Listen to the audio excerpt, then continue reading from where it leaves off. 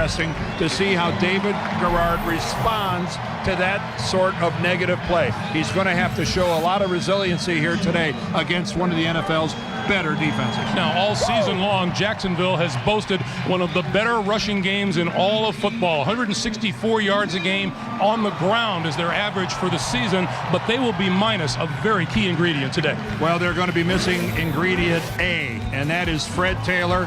He tweaked his hamstring last week in that loss. He's not even suited up today, so a lot of pressure falls on the shoulders of the rookie Maurice Jones-Drew, who's been so capable this year, Greg. He's a touchdown machine, averaging 5.7 yards a carry. That's pretty darn good. As for the New England Patriots, much is made about the comings and goings on this roster, but the main ingredient, the important part of the machine is still there. That's number 12, Tom Brady. Yes, sir. Tom Brady is, again, having a very good year.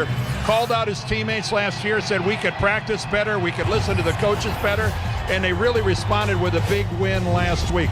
Look at what Tom is doing so far here in 06. His numbers are outstanding. 22 touchdown passes. Keep in mind the huge offensive turnover they had this year at the wide receiver position. And how good is the quarterbacking in the AFC? Those numbers aren't good enough to get Tom Brady a trip to Hawaii. That's amazing. Dan, your Dell Direct game points for the day. Well, Gregory, let's start off with New England. And you know what? This is their time of year. 'Tis the season. They've been here. They've done that. They know what's at stake today. A win today. They're the AFC East champions. They're dialed in. For Jacksonville, it's all about the short legs and the very broad shoulders of Maurice Jones-Drew. Can he carry this running game today? And finally, for Jacksonville, which team is going to show up? They've been very naughty this year. A couple losses to the Texans as an illustration, but they've been very nice, beating a lot of the NFL's very best teams. For your Dell Direct game points, log on to CBSSportsline.com. The Jaguars have been near perfect here at home. The Patriots have been killer on the road. Whose holiday mojo works best today? Back after this message. You sweat through training camp, and the crush of the regular season brings your focus and your hopes to this critical showdown. There is great reward for success and disappointment and pain and defeat. The Patriots and the Jaguars looking to be part of the upcoming playoffs on CBS, brought to you in high definition by Sony.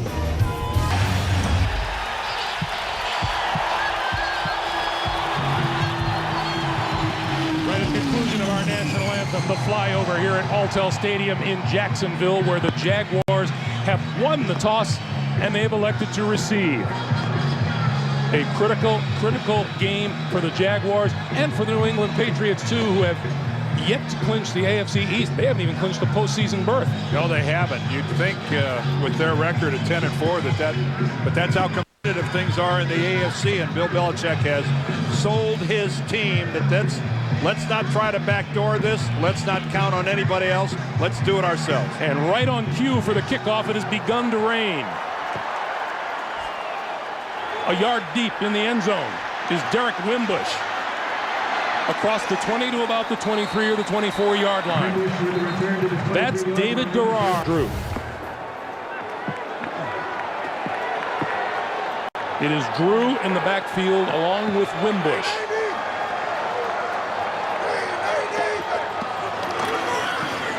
And the little guy gets his first carry of the day across the 25 to about the 27.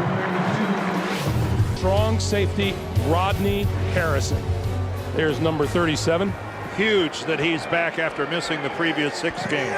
Huge for the Pats. Garrard gives to Jones-Drew again, and he's across the 30 and fighting his way to about the 32-yard line. That'll leave him a couple of yards short of a first down. Richard Seymour and Rodney Harrison coming up to make the stop. And there's the heads man of the Patriots, Bill Belichick. Yeah, the gray windbreaker is not water repellent. So Bill, keeping a fashion-conscious eye to the sky, goes for weather protection. And 43-year-old Jack Del Rio, the coach on the other side. Again, grim circumstances for these two teams today. They are locked up today, both of them desperately needing it. 3rd and 2, Garrard out of the shotgun. Standard pass rush, throw out into the flat. Jones-Drew shakes a tackle and is across the 40 for a first down.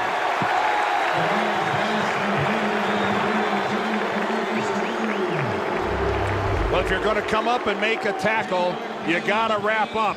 You're not going to put a shoulder and knock this guy to the ground. And Asante Samuel comes up and only puts the shoulder. And Jones-Drew, this tough rookie, he's not going down with a hit like that.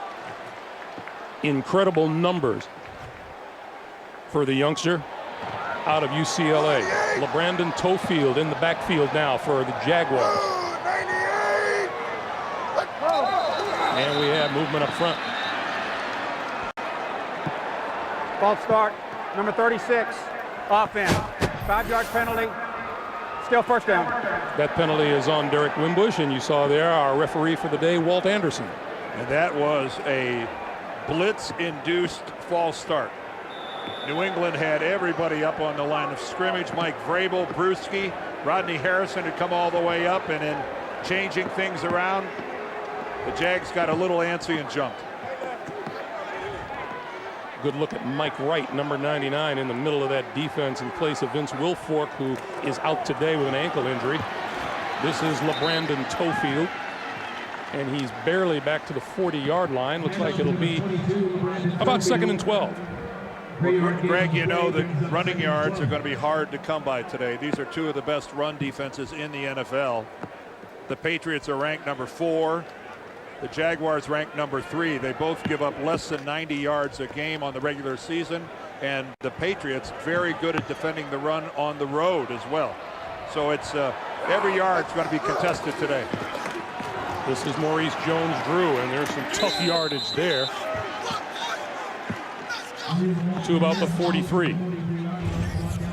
Well, I talked about the strength versus the strength, and that's, we have the great ground game of the Jaguars. You can see that very impressive record at home, 6-1. The Pats 5-1 on the road. That's what championship teams do. They win on the road. Only 9 points a game given up by the Jags at home, and then you look how well the Patriots play on the road. And I'm telling you, that's how you win championships. You start with defending at home, but when you can play as well as New England does on the road, that's when you're in the NFL's elite. Big 3rd and 9 for Garrard here. Blitz, throwing to the near side. That's complete, and to midfield, it's going to be short of a first down. Matt Jones is the receiver. Boy, and Rodney Harrison comes off the near side, and he levels David Garrard. There he is, 37, unblocked. He's hot. Garrard knows it. He waits until the last minute, and looked how smart Harrison was. Hit him with the shoulder and not the helmet. Head up. Yep. But he did hit him. Yes, he did. Troy Brown back at his own 10 to receive the kick coming from Chris Hansen. End over end, far side of the field, bounces inside the 20, inside the 15, and out of bounds. Not a bad kick by Chris Hansen. 36 good yards, and Brady and company are on the field next.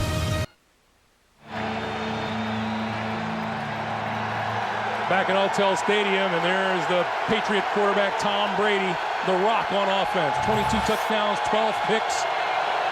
Goes shotgun, first play of the game.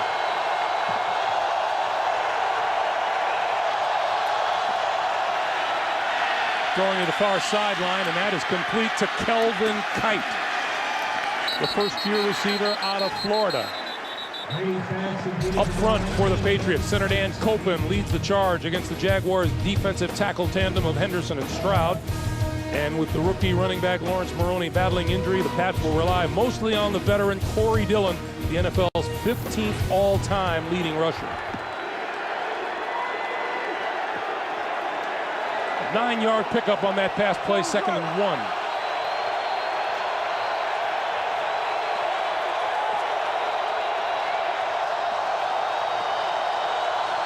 Again from the shotgun. Again to the far side, and this pass is too high for Troy Brown. A Jaguars single-season record. Kevin Falk now in the backfield for Brady on 3rd and 1, and sneaks it for the first down and then some. Across the 25 to the 27-yard line. That's what smart football teams do when they run the quarterback sneak. Take it on a quick count. The defense hasn't even dug in yet. Look at Jacksonville. Those guys aren't even down in their stance. Marcus Stroud so high in his stance, he's going to get blown 4 yards back off the ball. That's good, smart play by the offensive football team. So first down for New England out to their own 27-yard line.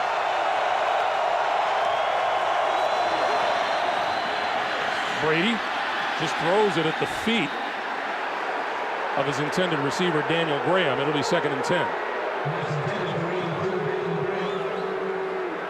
Well, the crowd wants an intentional grounding call, but the reality was there was a receiver right there. That's intentional grounding if there was no receiver, but he as Greg said, he threw it right at the feet of his intended receiver, Graham. So smart play by Brady. Bill Belichick has 6 wide receivers up and active today. Well, take one look at this formation. This will tell you why he needs them all.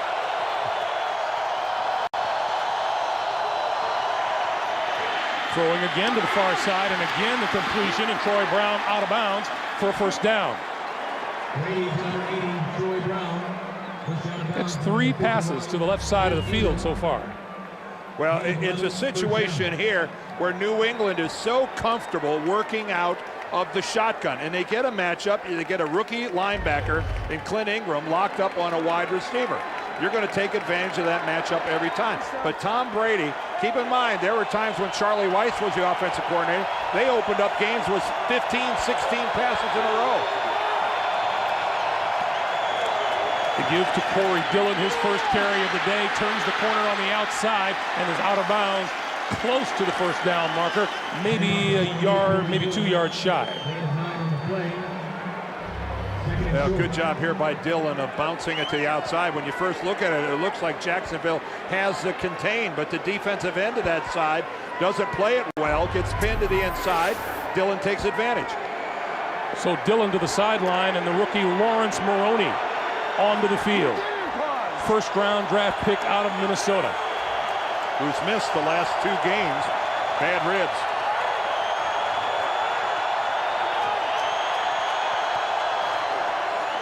Maroney gets the handoff, and he breaks a tackle and moves forward to about the 47 or 48 yard line. Bobby McCray had a chance to tackle him for a loss and couldn't do it. Close to the first down. Well, Lawrence Maroney has brought so much spark to this offense. Corey Dillon, not a kid anymore in his 10th year, and he has really benefited from a lot of the carries that have gone to Maroney as far as being rested. On 3rd and 1, and Brady again straight ahead for the first down to the 48. You'd think the Jacksonville front 4 would start to guess that there's a theme here. 3rd and short, I'd get up and I would get down low and I would dig in a hurry. It's been pass to the left, run to the left, and a quarterback sneak. But again, look at the first down formation, back in the shotgun.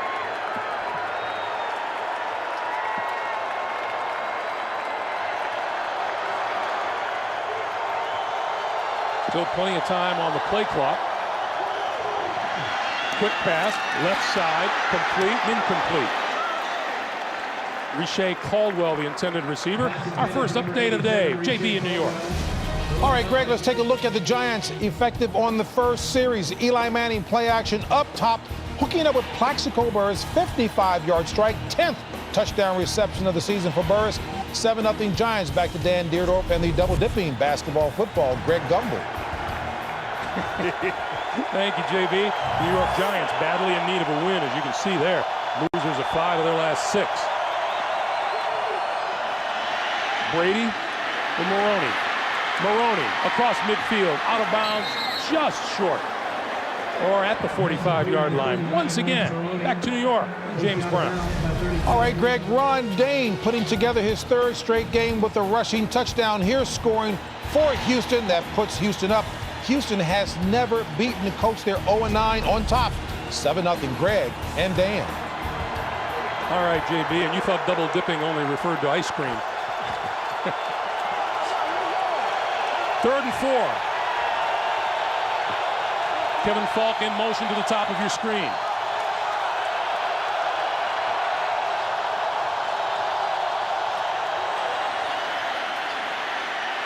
On the move this time. He motions his receiver back to him, and the pass is ruled complete at the 23-yard line to Jabbar Gaffney. What a throw. Now what? The Patriots are going to try to snap this before Jacksonville can try to challenge. Too late. The flag is already out. Jack Del Rio taking no chances. Let's look at it right there. I don't think the ball was put away. The question is going to be possession and feet. The feet are in. The question is, did he have control? Well, I'm not so sure the right foot was in. Back at Alltel Stadium, in the interest of Christmas spirit, Dan, I'm going to concede you may have a point. Yeah, by the time Gaffney has possession, his right foot there is off the ground. The first time it comes back down, it's well out of bounds.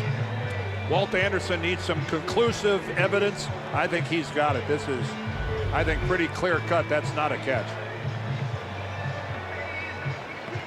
And Jack Del Rio, keep in mind, was probably about 12 yards away on the same sideline, and he might have set the record for how quickly he challenged him. Tom Brady was in hurry-up mode to get a snap off, and Del Rio wasn't going to let it happen. No, Brady was still 5 yards from the line of scrimmage before Big Jack was out on the field.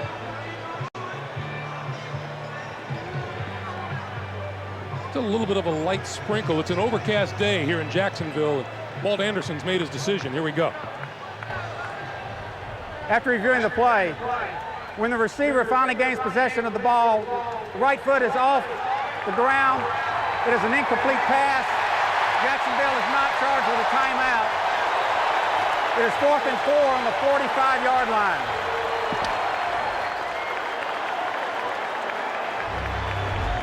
Well, I think Walt Anderson's description was exactly right.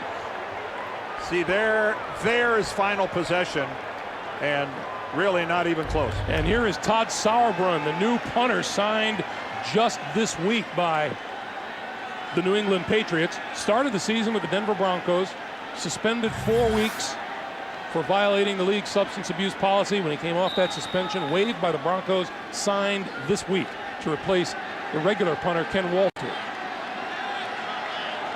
Alvin Pearman is deep inside of his own 5. Sauerbrunn pops it high and short, and the fair catch is called for and made at the 22-23 line. I don't know what was more exciting, the punt or the catch. .com. Fred Taylor, not active today, hoping to recover from the hamstring and return to the lineup next week. Meanwhile, Maurice Jones-Drew, the lone back behind David Garrard, on first down. Garrard to Jones-Drew, up the sideline. Roosevelt Colvin forced him out.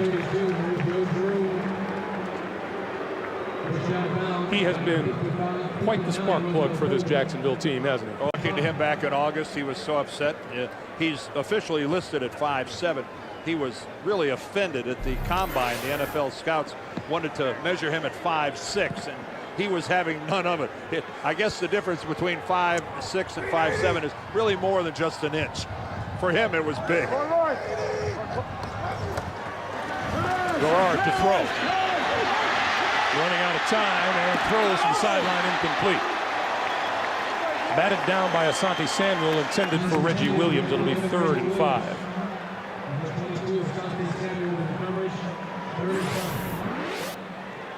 There are a lot of the candidates for Offensive Rookie of the Year. Pretty impressive company. Colston got off to that fabulous start in New Orleans. Vince Young, I think everyone's pretty much aware of what he's done after he got the starting job in Tennessee, but 13 touchdowns for Maurice Jones-Drew. That is extremely impressive. He's in the backfield on 3rd and 5. The give to Jones-Drew, and pushing and close to a first down at the 34. Now, that contact and that finish is not what you expect from a guy 5'7".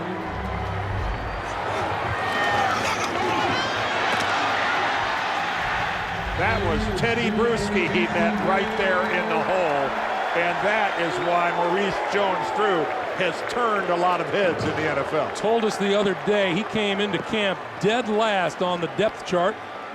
A lot of things helped him, including the injury to fullback Greg Jones, but he's proven himself.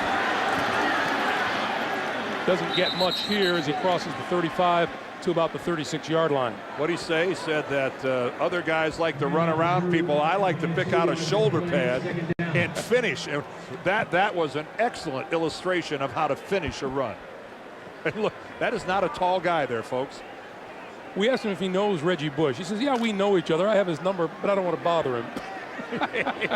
Well, of course, both of them played collegiately in Los Angeles. Bush at USC, Jones Drew at UCLA. This is Jones Drew again, and this time hit at the 35 by big Mike Wright. All 6'4", 295 pounds of him. To JB in New York. Speaking of big, Greg, Ron Dane is, after a Joseph Adai fumble, Dane rushes for his second touchdown of the afternoon. 9 carries, 43 yards, 2 touches, 14-0 Houston over the coach. Ron Dane, boy, talk about a rebirth. 5 touchdowns in the last 3 weeks. Greg and Dan. Well, evidence of the last few weeks is that if you're going to be reborn as a running back, you're going to do it against the Indianapolis Colts. Good point there. And everybody in Jacksonville, they don't want to hear anything else about Houston. They lost to the Texans twice this year. Yeah, you're not telling them anything new. And whistle before the snap. And a timeout was called. Timeout was called before the snap by New England. First charge timeout, New England. 3:17 to play in the first. Happy holidays. They team up with CBS for more coverage this season. Maurice Jones-Drew in the backfield. 3rd and 8 for Garrard. Garrard under pressure. This side complete to Jones-Drew, diving and coming up about a yard or 2 short of the first down. James Sanders, the safety, making the stop. And a key stop it was, too. Because I think Jacksonville got the matchup they wanted. They got a one-on-one out there, and that time Sanders was the winner, making the open field tackle. That's Kevin Falk. That 10.6 average, as you see, 6th best in the National Football League.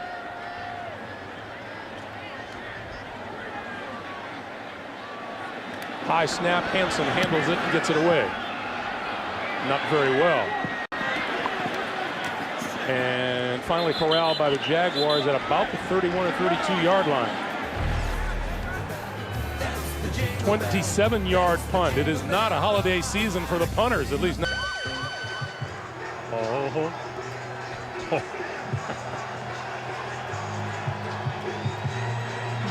Jeez. Just imagine if it wasn't a 0-0 game, how excited they get. Corey Dillon in the backfield. First down, New England, their own 31-yard line.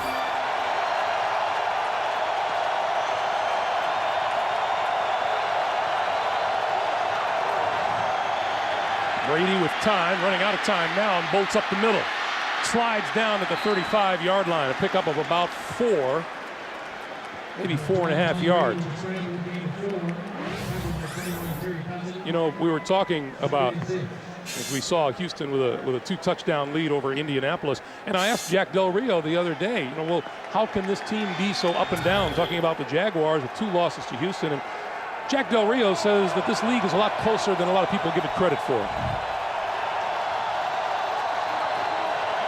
That old any given Sunday theory. This is Corey Dillon. Corey Dillon out across the 40 to about the 43 or 44 and a first down for the Patriots. You know, he really makes a valid point, Greg, about, you know, the parody of it all, but this one right down here, I'm sorry, that leaves a mark. But look at look at this. Look at the quality of the teams that they have beaten. So it tells you that if by chance Jacksonville gets into the playoffs, I'm not sure you want to play them because they seem to bring their A game against an A opponent. Brady spreads the field now on first down as we come up on 70 seconds to play in the first quarter. Pass near side. That's complete. Close to midfield. Troy Brown with the catch and out of bounds. Well, I brought up the possibility to you last night. What if Jacksonville wins today and doesn't make the postseason? They went 7-1 at home on the season. Well, Obviously, they flubbed up on the road. You betcha. It does seem, you'd think when you grub stake yourself to 7 wins on your home schedule that with those 8 on the road, you ought to be able to come out with enough to make the playoffs. On 2nd and 4, Lawrence Maroney across midfield, and a penalty marker comes in late. And another one comes in. John Henderson dragged him down. I don't know if these flags were related to the tackle or the blocking that was going on around it.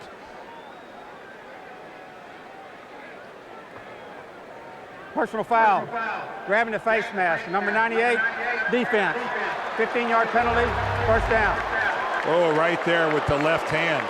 Oh, yeah, John Henderson got the left hand on the face mask of Maroney and didn't let it go. Pulled him all the way down to the ground with it. That's a good call by the officials. That is if you grab it and get it out of there in a hurry, you might be able to get away with the 5-yard variety, but no, not with that one where you drag them all the way down. John Henderson and his running mate at defensive tackle, Marcus Stroud.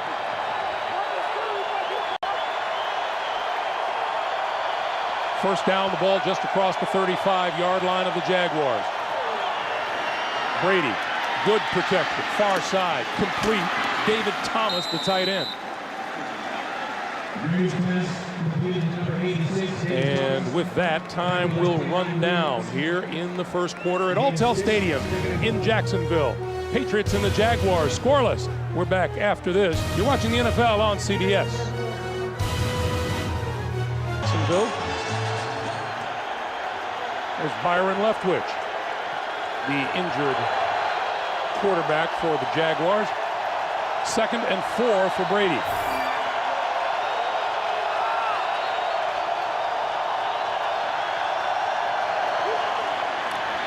Over the middle. That's complete to Caldwell. And Caldwell wrestled down short of a first down at the 26. That's a good tackle that time by Brian Williams. Because when this pass was completed, you see it's just a shallow crossing pattern.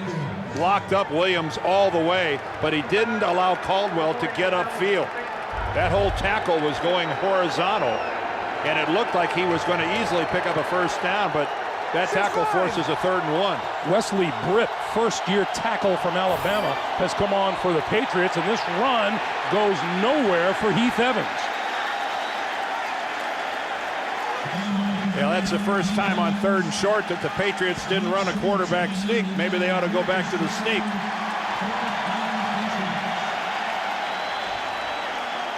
The Patriots, by the way, love to go for it on 4th down.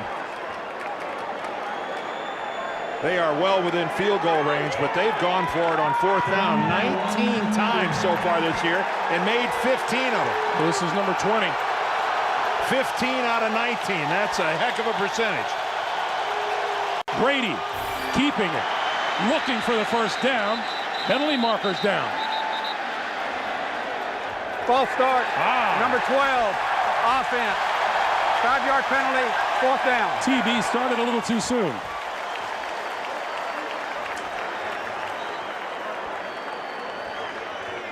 Well, you don't see that every day. A false start called on the quarterback.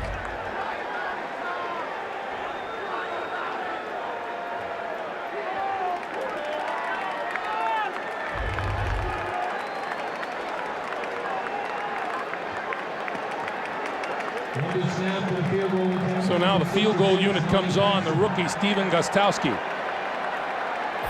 And as you mentioned, a new holder. And keep in mind, it's been raining, so the field's a little slick. His plant foot's going to be very critical. Matt Castle is the holder. Good job on the place down. The kick is on its way, and it is good. Ooh, did he have a little draw on that? That looked like it was going to go wide right, and he hooked it right back in. 11 straight field goals for the rookie, Stephen Gostkowski. This one gets the Patriots on the board first. 3-0 New England.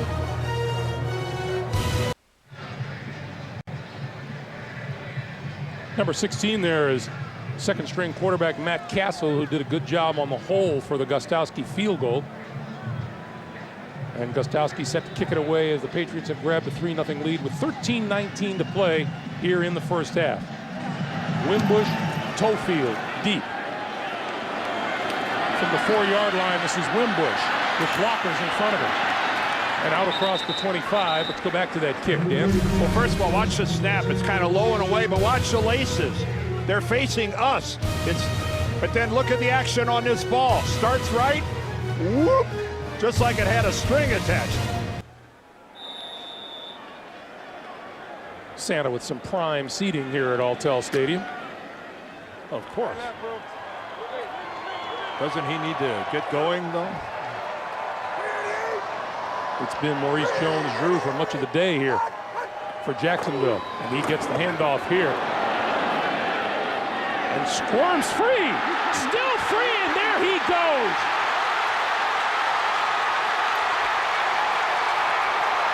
"74 yards. Now the Patriots say he was stopped. Well, no official has said that. New England arguing that he was either stopped in his forward progress or something, a knee touched the ground. Let's take a look at it.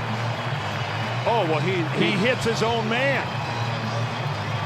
He bounces off his own man and hits the ground. Here comes Bill Belichick trotting upfield. Rodney Harrison had a conversation with Walt Anderson, and now Belichick throws the flag. Let's see, does a New England Patriot touch him? He's certainly down by contact, but the contact was with his own player. Ty Warren was the one who forced, looks like Kyle Brady, number 80. New England is challenging the ruling on the field that the runner was not down by contact. The first player to touched him after he was up.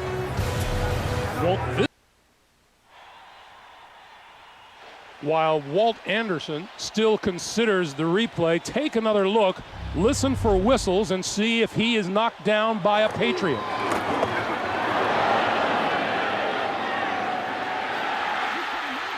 I could hear no whistles blow there at all.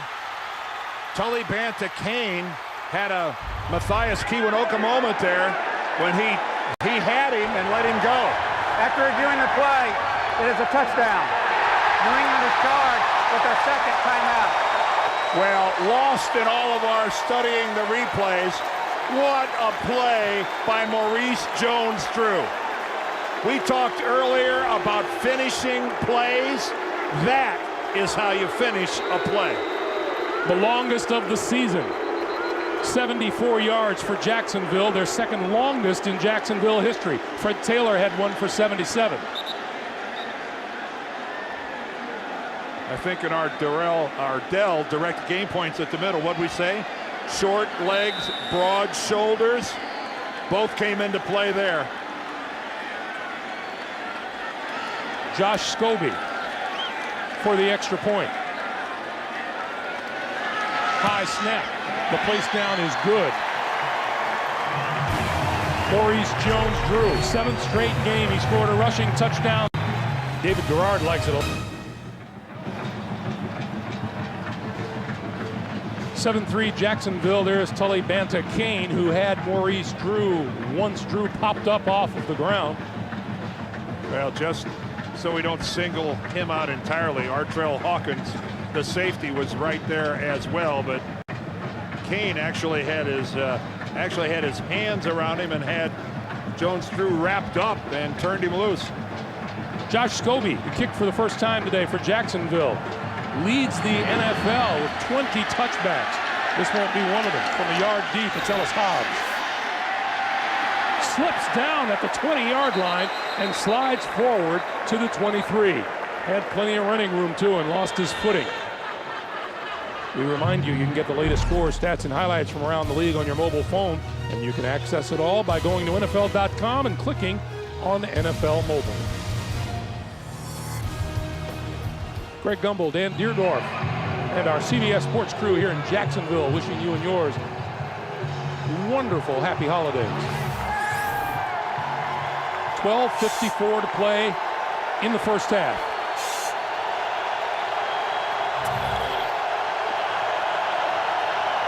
And Brady will start from the shotgun. With time, wide open, Troy Brown, 35, 40, out across the 40 to the 42-yard line. Deion Grant wrapped him up there. That's a quick first down for New England. Boy, and you can really see New England's offensive strategy. It is to set up whatever running game they're going to have by the pass. The vast majority of their first down plays have been out of the position. And that old adage of you run to set up the pass, I think is that is a little dated in this modern era of the NFL. This is Dillon, and Dillon is smacked back at the 38-yard line by Paul Spicer. Forward progress is going to be marked at the 39. Well, Spicer is a beneficiary here of Corey Dillon have to alter where he wanted to go. Now that is a pretty good job of destroying Daniel Graham, the tight end that's trying to block you. But you can see right there, Ingram's upfield, and when Dillon cuts it outside, Paul Spicer, just a blue-collar, hard-working, the kind of defensive end every team in the league would like to have. Not glamorous, but steady. And with time winding down on the play clock, we get a timeout. 11:39 to play in the first half. Rated E.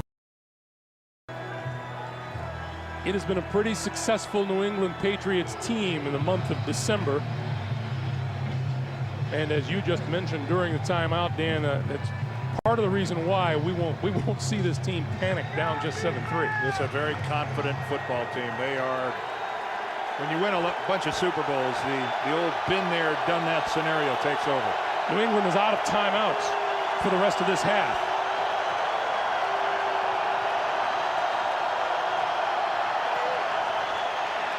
Brady over the middle, and that's complete, and down at the 41 is Riche Caldwell. Tom gets a really good look at this. The pocket forms behind him. He's got all the room in the world to throw, but he throws the ball way behind Riche Caldwell. Caldwell had no chance to run with it after the catch because he had to stop.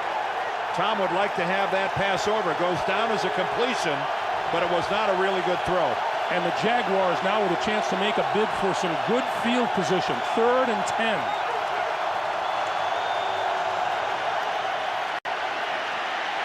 Brady down at the 34. Spicer and Marcus Stroud. Oh, and Tom gets caught right in the sandwich. That is a big hit from Spicer, but listen to him get hit.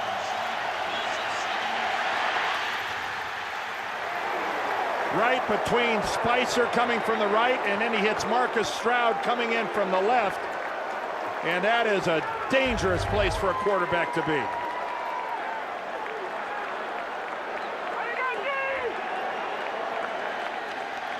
Back to receive at his own 23 is Rashean Mathis. Sauerbrunn with a better kick this time, and the fair catch made at the 26-yard line. And we have a marker down.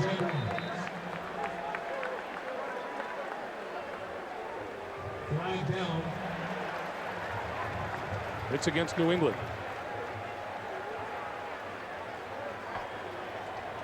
Holding, number 46, offense, 10-yard penalty, still 4th down. And they're going to make him re-kick it again. All right, there's Corey Mays, number 46, right in the middle. And you can see he gets kind of caught by surprise and just wheels and grabs Gerald Sensabaugh and buries him. Some holding are a little more obvious than other. That was a pretty good bulldog move. It's more like a roundup. The only thing missing was a lasso. And smart move here by Jacksonville. Make him kick again. Little fatigue factor. The guys have got to sprint 45 yards one more time. Todd Sauerbrunn, remember, this is his first action of the season. Three-time Pro Bowler and 12-year veteran. If you call what a punter does as action. I think you're being very liberal with that word. How about his first game time of the season? There you go. That's good.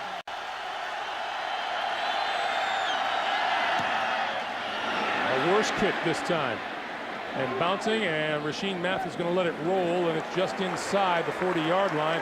Much better field position this time around after the 37-yard punt. To New York and JB. Hey, Greg and Dan, after spotting Houston a 14-0 lead, the Colts come back and tie it up as Peyton Manning hooks up with Aaron Moorhead, a 9-yard strike. Manning went over 4,000 yards passing on that series, doing it for his 7th season. Moving him past Dan Marino. Back to Greg and Dan. Jeez, imagine that. The Colts rather fall behind and have to go to their passing game. What a terrible thing for them to have to do. I'm more concerned with how Marino's holding up back in the studio. First down. This is Maurice Jones-Drew. What a day he has had already. He has been a busy guy. He has been the Jacksonville offense in both the passing game, breaking tackles right there. He picks up a first down to keep a Jaguar drive alive. And then this all hustle, being smart enough to realize that nobody from New England touched him, totally surprising the Patriots defense. How about that? 117 total yards from scrimmage already in this game for Maurice Jones-Drew, the rookie. On 2nd and 8, Garrard, quick drop, quick throw, near side. Ernest Wilford wrapped up by Asante Samuel. You know, going back to Maurice, he says he's learned so much from Fred Taylor. And we said, well, what's the thing you've learned the most? He said it's how to be patient. He said when Fred tells you to be patient, you be patient. Well, he's smart enough to learn from somebody who's been there. There's Fred Taylor. He's been the main man of this franchise for the last 9 years. And that's why I think when Fred went down with that hamstring pull last week, there wasn't panic in the Jacksonville camp because they knew who they could turn to. 3rd and 4. Garrard over the middle, had it batted back, incomplete. Oh, he hit the umpire. Oh my Lord, he hit Garth DeFelice, the umpire.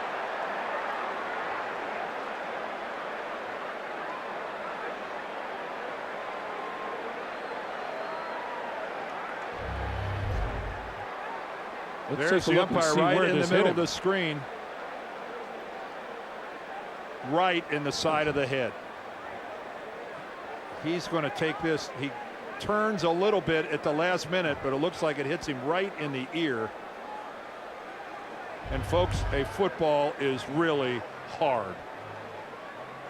And David Garrard had something on that, and that'll leave a mark. Well, he's still on the ground and talking.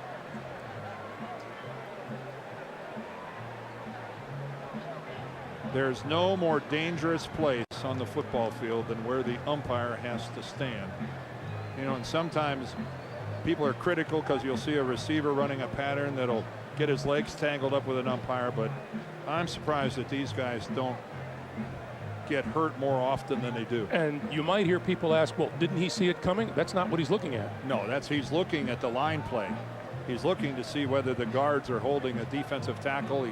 He's trying to monitor what's going on at the line of scrimmage, and unfortunately, because of his proximity to the line of scrimmage, it can come at him not just from the front, but it can come from both sides, and he can even get it from a defender who's coming up from the secondary trying to make a tackle. Tough spot to be. Well, it looks like Garth is sitting up now.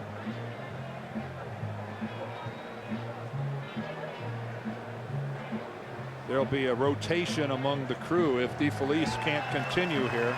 It's like Walt Anderson's already talking about that. Looks like a big red welt right below his ear on the side of his neck.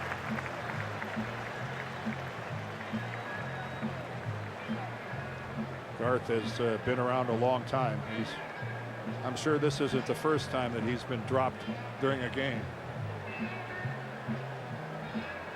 Kind of got the old. And look at David. Got the old player look to him, doesn't he? David Garrard coming over. Hey, you dropped that one on me. Yeah. Mixed feelings, I think, from David Garrard. He's sorry he's hurt, but at the same time, he would have liked to have converted that 3rd down.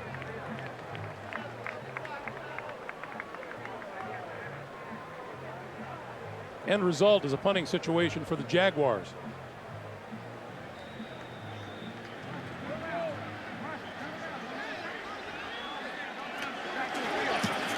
Hansen's kick. This one's going to drift out of bounds. Let's see where they mark it. Out of bounds at the New England 18-yard line. As Tom Brady comes back onto the field, once again, we want to thank the MetLife Blimp for providing today's aerial coverage of all the drama below. Look for Snoopy 1 and Snoopy 2 when they pass through a town near you. Wouldn't that be passing over a town near you? It would be passing over.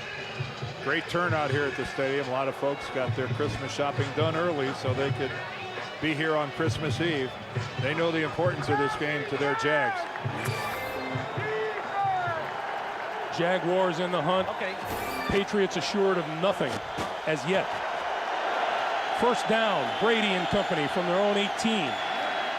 Pulls it down this side, screens it the other way to Daniel Graham, and Graham shakes a tackle and out over the 20 to about the 24-yard line. Terry Cousin comes up for the stop. 7-yard gain, and it'll be 2nd and 3. Well, Rasheed Mathis, elected to the Pro Bowl this year, was the first Jaguar to come up on the force, and he didn't get elected to the Pro Bowl by being an open field tackler. That was more of a little shove.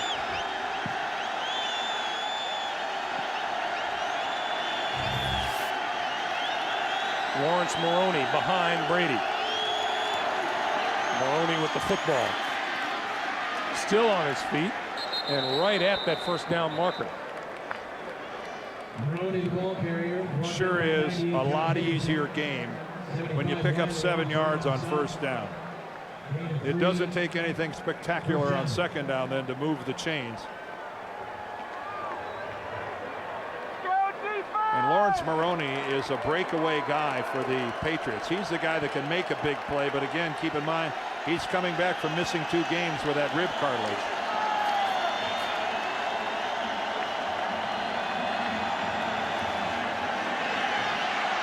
Brady finds his man, Falk. And forward progress is going to be marked close to the 35. And again, how close to a running game is this first down passing game of the Patriots? They have not yet stretched the field. They really haven't gone deep. They're working out of the spread formation, but Tom Brady is working the ball pretty close proximity to the line of scrimmage. I think sooner or later here they ought to try to stretch the field, catch the Jaguars sitting on a route.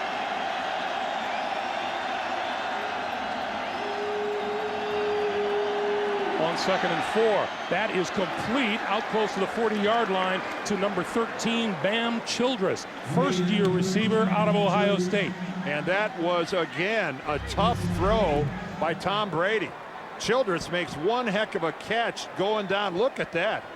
Look at that hands catch and then keeping the ball from hitting the ground. That was outstanding work by a guy just activated. Just elevated from the practice squad.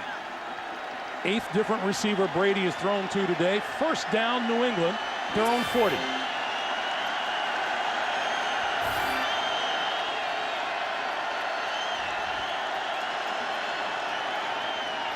Brady throws outside. That is complete to Kevin Falk.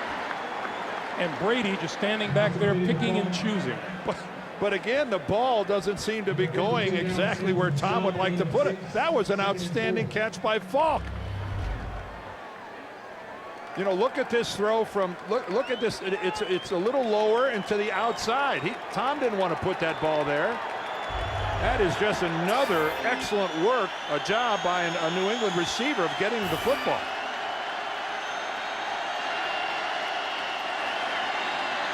On the ground with Maroney, and Maroney with a first down across midfield to the 46 of the Jacksonville Jaguars.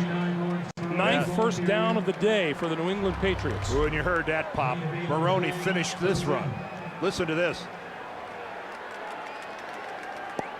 He is right there on Sensabaugh.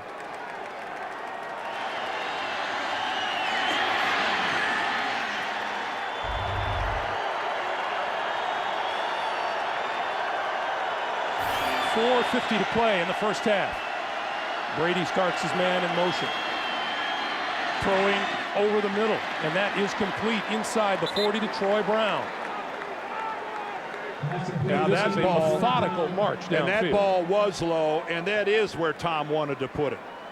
Clint Ingram, the linebacker, was all over Troy Brown, and Tom puts this ball in a position where only Troy Brown can make the play on it. Good job by Troy Brown. Yeah, these New England receivers, running backs, receivers, they are going after the football. They're fighting for their quarterback. This is Falk. And Kevin Falk has a first down inside the 35-yard line. Well, the pattern on this drive and for most of the game, throw on first down, run on second and third.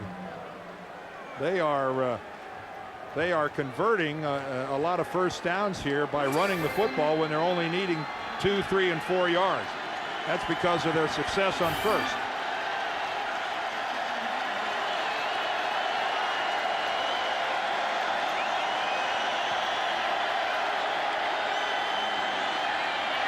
Brady had that one batted down up the middle. Yeah, and these Jacksonville defensive linemen are going to start wising up here on first down. Tom's getting rid of the ball in their hurry. You're not going to get there and sack him, so get up in the air, elevate, and bat it. Big Paul Spicer. Paul Spicer's playing a pretty good first half so far. You know, you mentioned it, Dan. I never believed that if you could run to set up the pass, that you couldn't pass to set up the run. See, you were just ahead of your time. There you go. Sid Gilman, Don Coryell, Greg Gumbel. On second and 10. Brady gonna run. 30 and diving to the 25-yard line, and that's very close to another first down. They'll come up about a yard shy. No hook slide there. Tom Brady goes head first to pick up the first down, or close to it. Let's see the exact spot.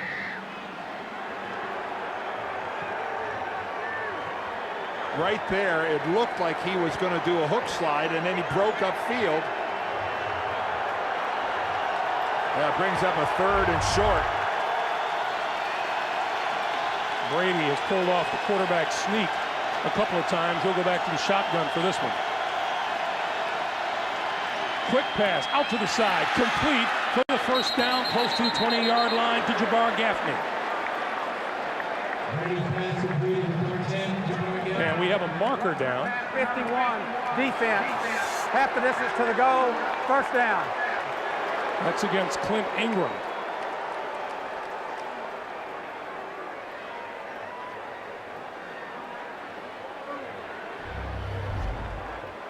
He's coming in, and he's... Oh, and then he just... Clint Ingram, the rookie. Yep, there was... I know what people are going to say. Are you kidding me that that's a personal foul? He had no reason to touch Tom Brady, though. It's against the rule. Yeah, he had no reason to touch him. He actually took 2 extra steps. Right there, stop. Don't go up there and hit him with a forearm. Walt Anderson is back behind it. He doesn't see that it was that gentle of a hit. On first and goal, Kevin Falk to about the 6. You know, Walt Anderson is... Tom Brady is between Anderson and Ingram. All he sees is a guy take 2 extra steps and put a forearm into the chest of the quarterback. That's really not smart. 2 minutes to play at Alltel Stadium. Patriots trail, but they're threatening. That's Terry Brown, the field judge. He's moved into the umpire's position. Garth DeFelice, we are told, being taken to the hospital just to be checked out. He was hit in the neck. And Tom Brady with the sneak to the goal line. Right at the goal line. Jacksonville has got to wake up on the defensive line of scrimmage about the quarterback sneak. These guys aren't even looking at Tom Brady, much less ready to defend a running play. That is way too easy. And the quarterback way too cerebral to not take advantage of something like that if you're going to serve it up. Mike Vrabel is in the New England lineup. He has 8 career receptions, all for touchdowns. But the give is to Corey Dillon. How's that for a methodical move from one end of the field to the other by the New England Patriots offense. And aided, I must say, a little bit by some not smart football on the part of the Jacksonville Jaguars. Ingram's roughing the quarterback, good for 15 yards. That really 5-yard, really easy quarterback sneak. And then this outstanding blocking to the right side of the line. Corey Dillon not even touched going into the end zone. Gostkowski's kick out of Castle's hold is good. 1:17 to play. 14 plays, 82 yards. Patriots lead 10-7. Just 1:17 to play in the first half. There's the Patriots scoring drive, capped off by Corey Dillon. Touchdown run from a yard out. His 11th rushing touchdown of the season. This is Derek Wimbush up the middle to about the 25-yard line. While we have a moment coming up on the Sprint halftime report. James Brown, Dan Marino, Shannon Sharp, Boomer Esiason. They'll have all the latest NFL scores and highlights coming up on the Sprint halftime report. One thing the Jaguars have done is that Wimbush is now returning kickoffs. That's normally Maurice Jones-Drew, but because he's having to do the heavy lifting from the running back position, they're letting Wimbush do it, and I think they're going to miss a little explosiveness in their return game. Garrard out of the shotgun. And the screen for Jones-Drew with a blocker. Tripped up at the 35-yard line by James Sanders, or that would have gone for a lot more. I love a well-executed screen. It's still one of the best-looking plays in football, and it was run awfully well that time by Jacksonville. Jacksonville burns a timeout here and stops the clock with 63 seconds to play. Pretty good first half here for old Maurice Jones-Drew. See, he hides up in there acting like he's a blocker. He gets his lineman out in front. Chris Naoli had a good block to spring one there. Brad Meester, the center. Josh Scobie hoping to get a shot. That would be from the 35, which would be about a 52-yarder. Scobie this season has hit from 48 yards out 3 times.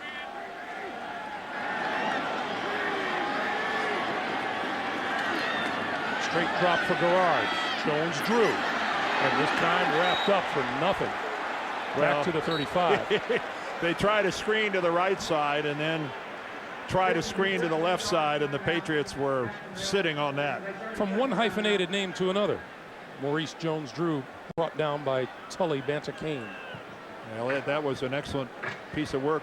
The one hyphen got the other hyphen, but those were the two guys that met on the long touchdown run earlier, and Banta-Cain let him go, thinking he was down. I imagine it'll be quite some time before he's able to get that out of his head. 54 seconds to play. The Jaguars have used their second timeout and down to their last one now. Tully Banta-Cain, by the way, became a starter when the Patriots lost Junior Seau for the season with a broken arm. So this capable backup and special teams maven now ends up being a starter. He's got 5.5 sacks. And he moved in, and Mike Vrabel moved to the inside. Typical Patriots. Guys slide all around the place. Garrard throwing to the near side. Completes a Reggie Williams, and that'll be well short of the first down. I think the Patriots will be more than happy to give up about a 2-yard completion. It'll be 3rd and about 9. Can we say Bill Belichick is looking dapper today? I would. I think so too. I think a lot of people think anything as far as an upgrade from the gray sweatshirt is a fashion improvement. Garrard going to give it to Jones-Drew. Trying the left side. Running room. And right at the first down marker, no, they're going to put him at the 45, about a yard short. And we have a penalty marker. Let's see who's guilty here. Jaguars are moving back. And we have an injured Patriot on the field. That's Ellis Hobbs.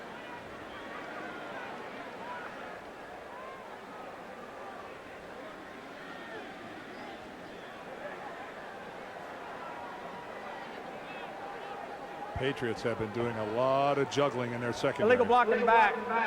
Number 19. Offense. 10-yard penalty. It's still third down. Penalty is on the wide receiver, Ernest Wilford. And that's good news. Hobbs is up and walking off without a noticeable limp. But, you know, they've already got a couple guys on IR. Randall Gay is on IR. Eugene Wilson went on IR. The good news is that they got Rodney Harrison back today after missing a half a dozen games. Boy, if Jack Del Rio, one guy who can't feel any sympathy for anybody else who's suffering injuries, look at the key people that he has lost on his football team this season. I think they have like 16 people altogether on injured reserve. 3rd and 19. Jones-Drew.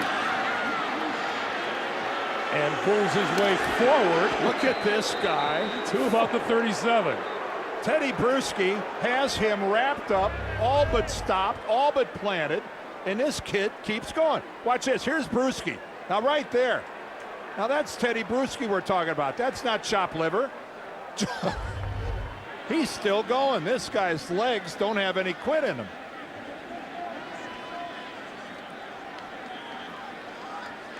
Maurice Jones-Drew up over 100 yards rushing at 106, and that's where the first half will come to an end.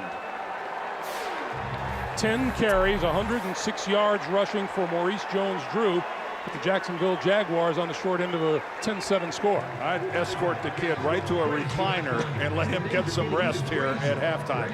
He's going to have a busy second half because single-handedly he's keeping his team in it. New England needing a win to win the AFC East title. Jacksonville just wants to stay alive. 10-7 New England. Back with the Sprint halftime report after this message and a word from your local station.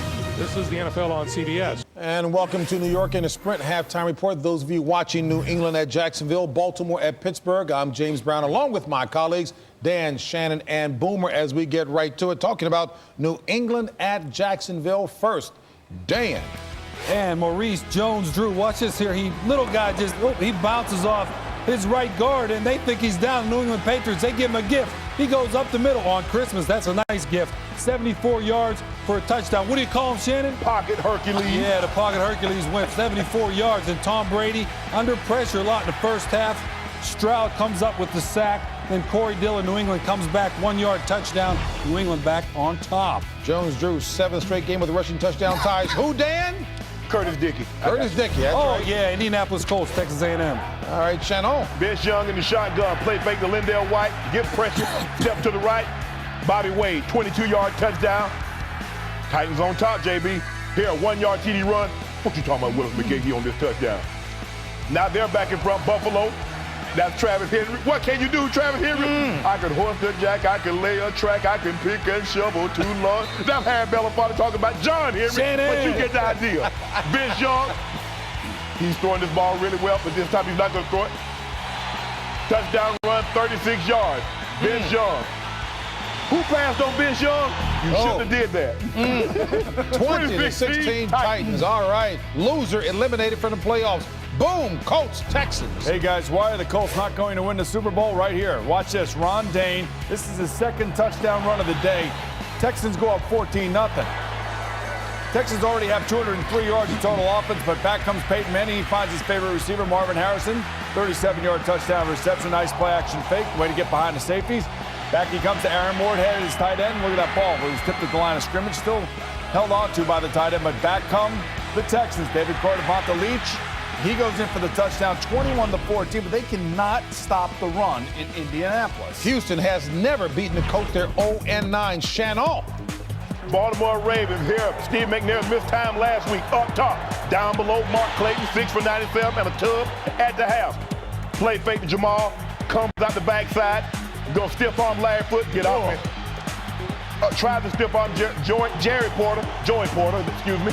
Play fake. Daniel Wilcox.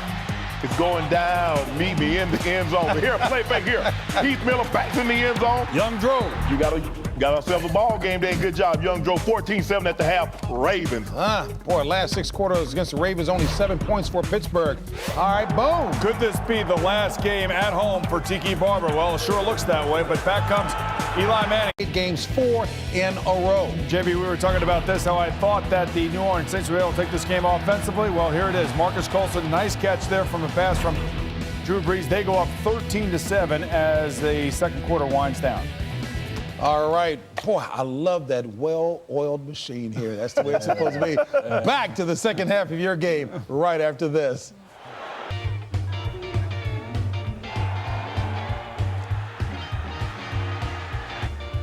And squirms free.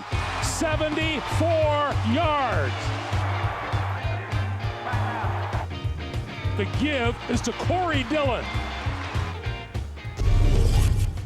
And back at Alltel Stadium, a look at the numbers at halftime where you see defense really has played well on both sides of the field today.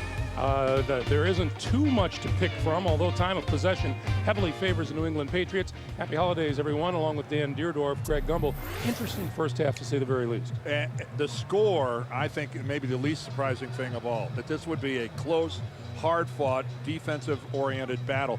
Keep in mind, in the playoffs last year, Greg, remember it was 7-3 at halftime, and then the Patriots exploded in the second half.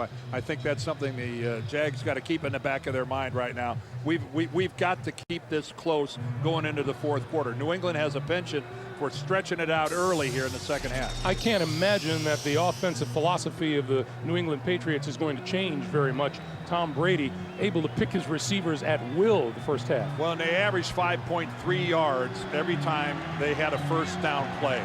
That is good work, and it's really set up their drive. From the 1 yard line, this is Ellis Hobbs. To the 20, and not much beyond that as he was hit by David Richardson, third-year defensive back out of Cal Poly. And here comes Tom Brady.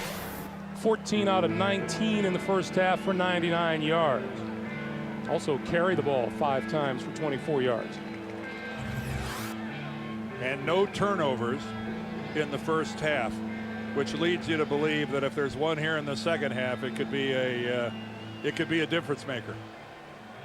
Once again, keep in mind, a victory for the Patriots means the AFC East title, their 5th in 6 years.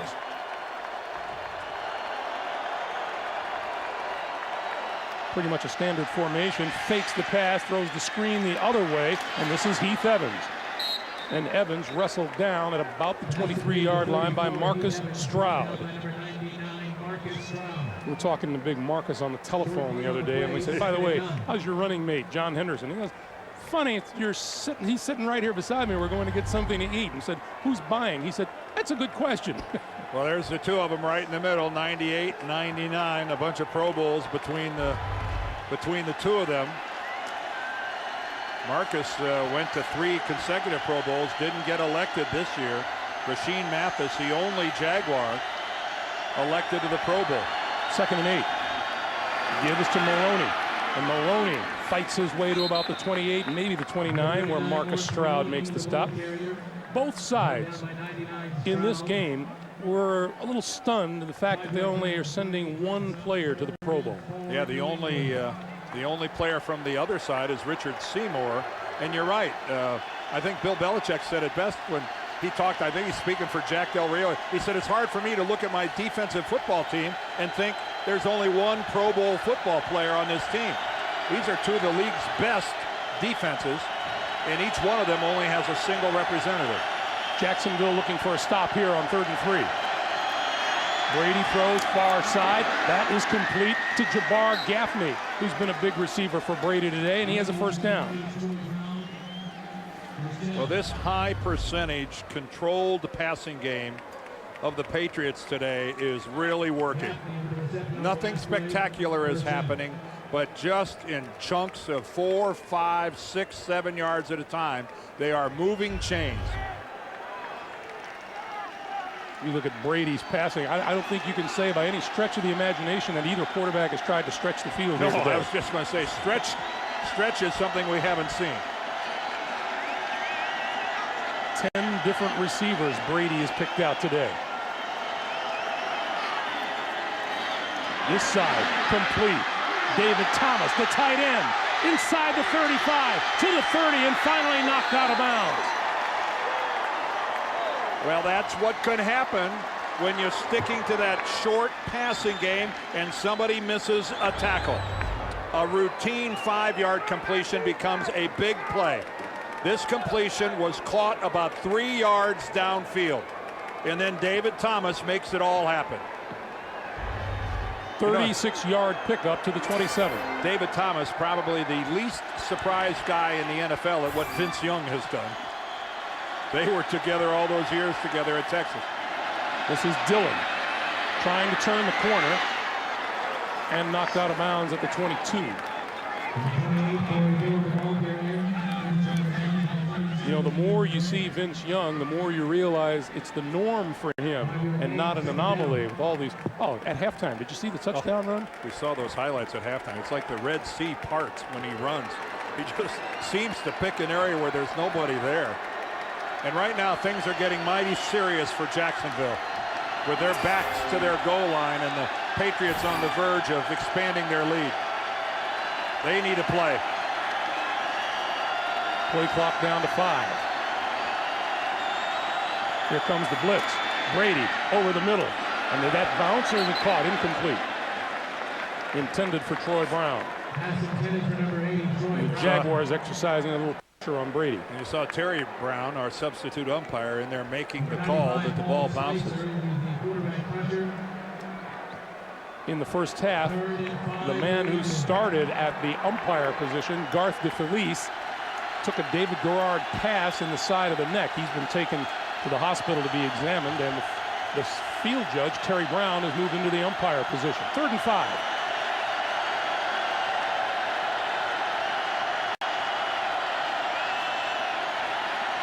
Brady going to throw for the end zone. Diving catch and a touchdown. David Thomas. Oh, and I can tell you right now, Jack Del Rio wants to see a replay of this. He wants to see how close was that football to bouncing off the ground. And did David Thomas have complete control of the ball? Boy, does he lay out for this ball. Led perfectly by Tom Brady. Look how Tom lays this ball out there. Thomas has to leave his feet, and this is going to tell us.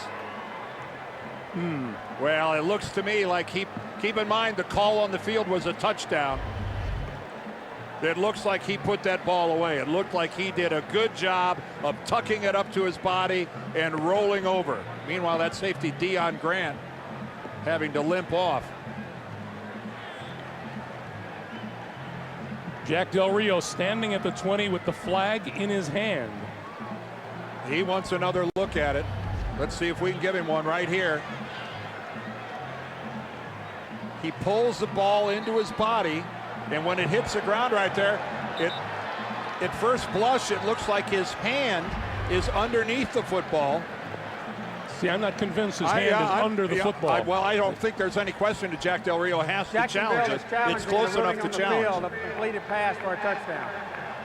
So David Thomas's first NFL touchdown is on hold for a few moments.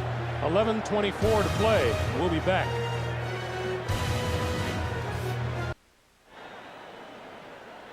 Well, Walt Anderson has made his decision, and now he's going to let us in on it. I don't think he's going to see conclusive proof. The ruling on the field stands. With this touchdown, Jacksonville is charged with its first timeout. You got to realize the call on the field was touchdown, which means it was a reception. Walt Anderson would have had to see conclusive proof.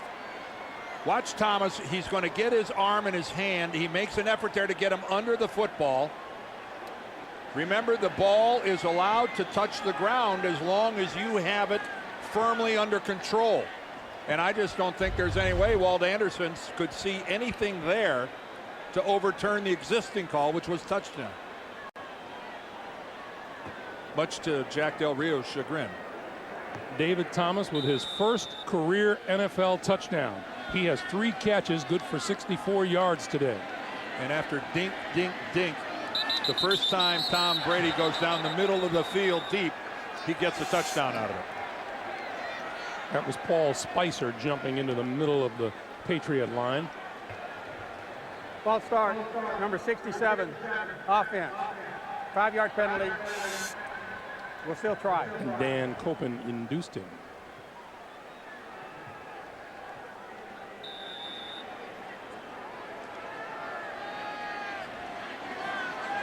So Gostowski will try this one now from 25 yards out. Kick is up and it is perfect. 17-7. Tom Brady celebrating the touchdown with David Thomas. 11:24 to play, third quarter. 82 and 78-yard drives back-to-back by the New England Patriots. And they own a 17-7 lead. Derek Wimbush is deep. Gostowski's kick will not be brought out. And Jacksonville will start at their own 20-yard line. Tonight on CBS begins with America's #1. The game plan doesn't change. You're only down 10 points, and there's a whole lot of time left. So that part of it doesn't change. What does change is you haven't made a mistake yet. And now, really, you can't afford one. The Sharks are in the water, and they're wearing white shirts.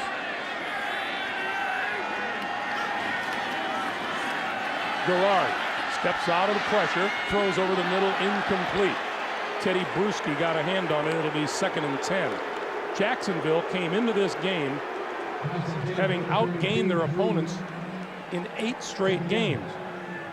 Today, New England has 230 total yards to Jacksonville's 152.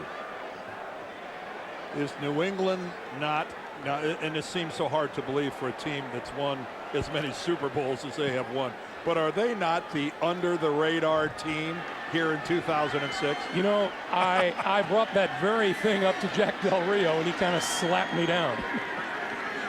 He said they're not under the radar to me.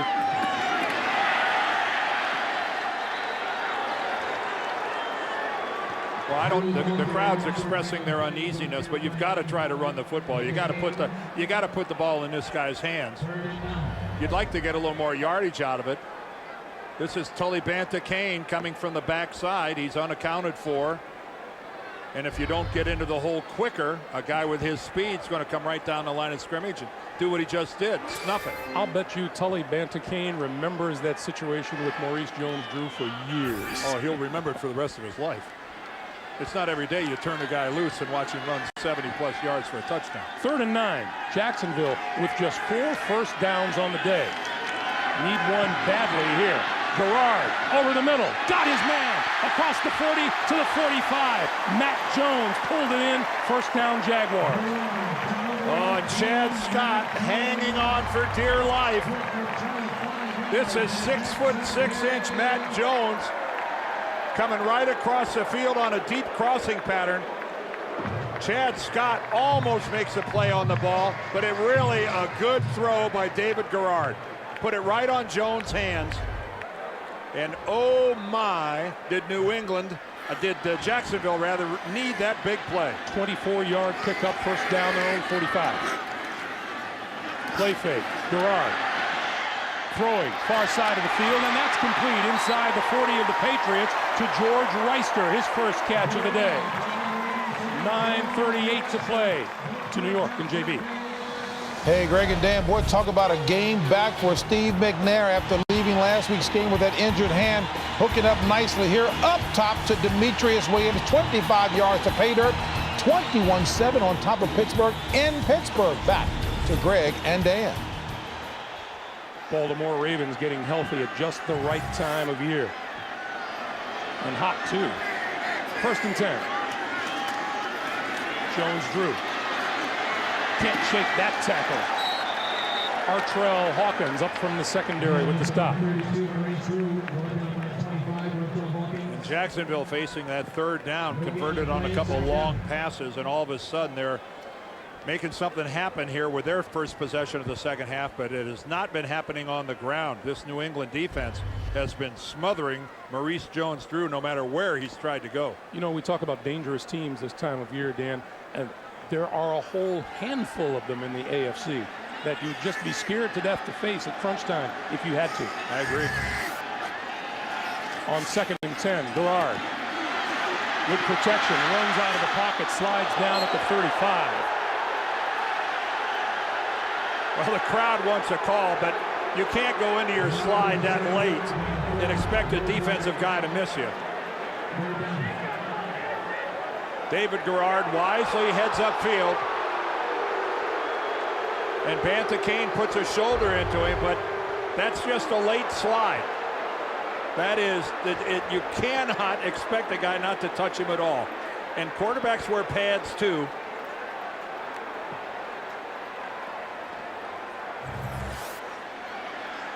Another big third down facing Garrard. Throws near side. Jones-Drew had it bounce off his hands, incomplete. It'll be fourth down. Rodney Harrison was all over Maurice Jones-Drew. Even if that had been a completion, I don't think it would have gone for much of anything. And the field goal unit is coming out here. Josh Scobie lining up for what would be a 54-yard field goal attempt.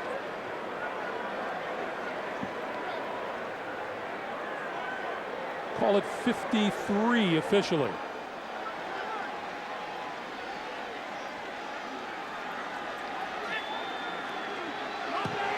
Here's the kick on its way.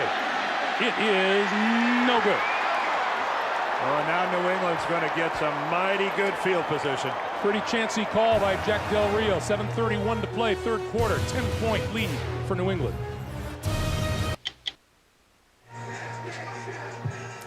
One week left in the regular season. All kinds of possibilities still exist. There you see the wild card picture and those still in the hunt. Buffalo and Tennessee doing battle today. The loser of that falls out of the playoff race. And right now, Tennessee is leading it with plenty of time to go. Brady back to work on offense. First down. And as you mentioned, Dan, Patriots with good field position. Their own 43. Brady, lots and lots of time. Now on the run. Slides down at the 46-yard line. You know, the sliding down looks like it's becoming dangerous business. Well, you know, the whole intent of the hook slide was so that a quarterback could give himself up. And when he gave himself up, you're not allowed to hit him. But giving yourself up can't come at the last nanosecond and expect you to avoid all semblance of contact. You can't ask the impossible. Tom Brady with a career high 27 yards rushing today. 2nd and 7. Pass inside the 40, complete to Daniel Graham. That's enough for a first down. And here comes New England again.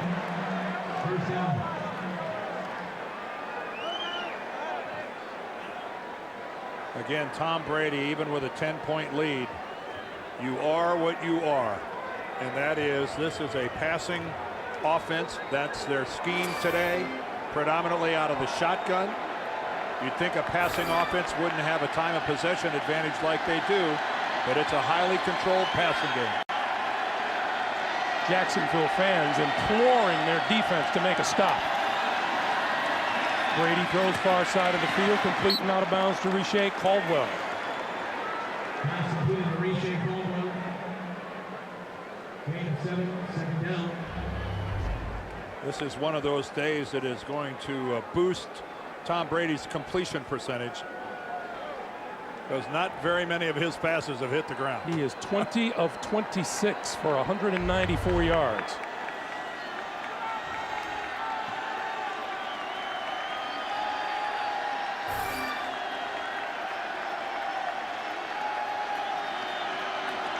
On 2nd and 2, this is Childress out of the backfield, and that's complete to the 26-yard line. That's close to another first down, maybe about a yard short. 21 Terry Cousin. Short of the first down, brings up 3rd and 1. Childress looked like he landed awkwardly there. No hurry to get up, and he's a little, he looks a little tender. He's calling, asking to come out of the game. Which is the last thing a guy just up from the practice squad wants to do. No, exactly right. 3rd and 1.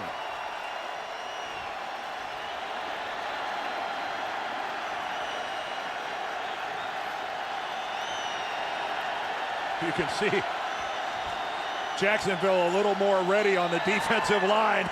Tom Brady might have been wanting to sneak it, and he found out that they were ready for it. 4 minutes, 52 seconds to play, third quarter. And the Jaguars trying to stack it up against Brady and the New England offense. Third and short. Whistles blow. We might have had a false start. It is. Looked like the tight end to this side for New England might have moved early. False start, number 82, offense, 5-yard penalty, still third down. Daniel Graham. He's right here. See that right there? Yep, there it goes. That flinch. That's more than enough to bring out the flag.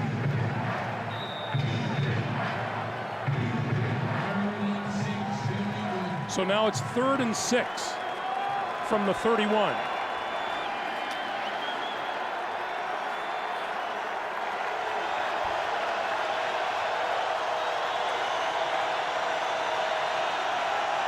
There goes Kevin Falk, clear to the top of your screen. Brady throwing this side of the field, incomplete. Troy Brown, his intended receiver. And Rashae Caldwell putting up a fuss with the nearest official. And now it's going to be New England that's going to try a long field goal. Now Gostowski is connected on a 52-yarder this season. Now, this will be less than that. This will be 49 yards. Castle's hold is good. The kick is on the way. It is no good. He didn't play that draw, his. 4:43 to play in the third. Jack Del Rio says, oh, you betcha, we're still alive. Stephen Gostowski had kicked 11 straight field goals, pulled that one just to the left, and now it's the Jaguars who are the beneficiary of good field position at their own 39-yard line.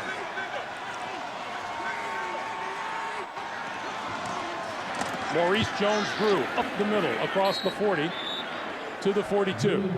Well, here's Gostowski's field goal from behind. He's got a pretty good draw to his kicks. We saw one where he started to the right. Think there are any competitive juices flowing here? Every point on the board for New England puts them a step closer to the AFC East title. And Stephen, I think, wisely avoided number 12 when he went over to sit down. 109 yards rushing on the day for Maurice Jones-Drew. Play fake to him this time. Garrard throwing, intercepted. There's a penalty marker down in the backfield as Garrard is flat on his back. Well, he threw it under duress. Personal foul, roughing the passer. What a huge penalty against the Patriots. Going to negate that interception. All right, David Garrard plants. He's looking down. He's looking down. And after the fact, did they call Seymour? There's two guys there. Let's see which one of the two actually is going to get called for it. Well, I would think it looks like Seymour and Tully Banta-Cain are the two guys there. Looks like Richard Seymour. Yeah, it might have been Seymour. So this is going to advance the ball all the way to the New England 43. Well, that's two roughing the passer penalties, one on Clint Ingram, the rookie for Jacksonville, and now one on the Patriots. If you're keeping score at home, you can say things have evened out, but that one negated an INT. Garrard on the move, near side, looking, throwing deep, has a man open. That's complete inside the 5 to Ernest Wilford. First and goal at the 2 for Jacksonville. Well, keeping it alive with his feet, that's what David Garrard brings to the quarterback position. He's so dangerous on the move. Breaks containment, but look at the quality of that throw. Yeah, Ernest Wilford has to make an adjustment. He's expecting it over his left shoulder. He's got to go back, turn around, but he got it done. Meanwhile, Maurice Jones-Drew to the 1. when your quarterback, and there's a flag on the far side of the field, when your quarterback rolled that far out and throws on the run, you can't quibble about which shoulder the ball arrives on.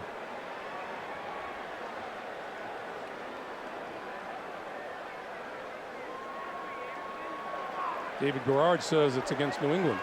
Offside. Defense. Half the distance to the goal. It's still first down.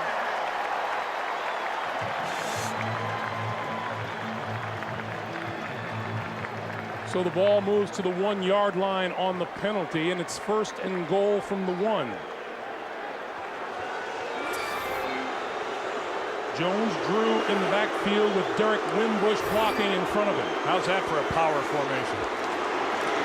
Jones drew straight ahead, touchdown.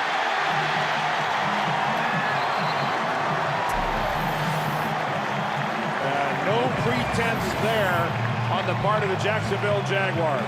That was a here we come right at you formation. Can you stop it? 12th rushing touchdown of the season. His 15th overall. His 2nd of the day.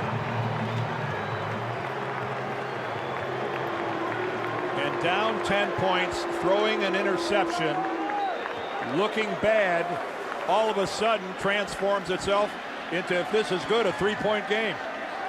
From looking bad to looking pretty good. Scobie's kick is good.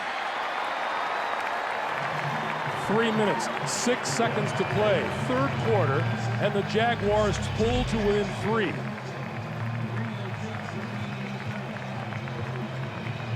He's a bowling ball, Dan.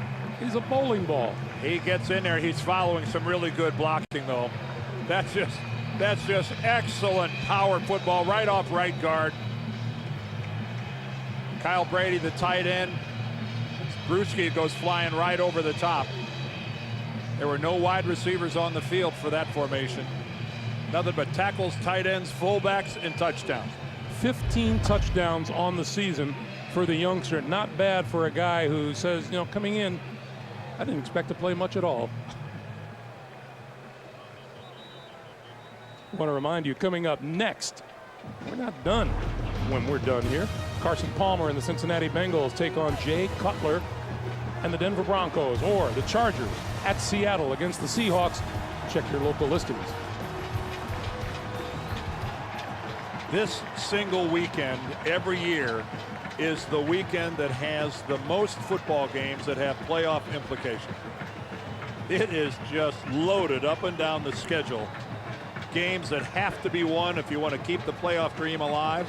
Divisions to be won. That's what we're looking at today. A division for New England. Hope for Jacksonville. Ellis Hobbs going to run it out of his end zone. 20. Still on his feet. Still on his feet. To the outside, across the 30, out to the 35-yard line, and a terrific return from Ellis Hobbs, who ran one back 93 yards against Houston.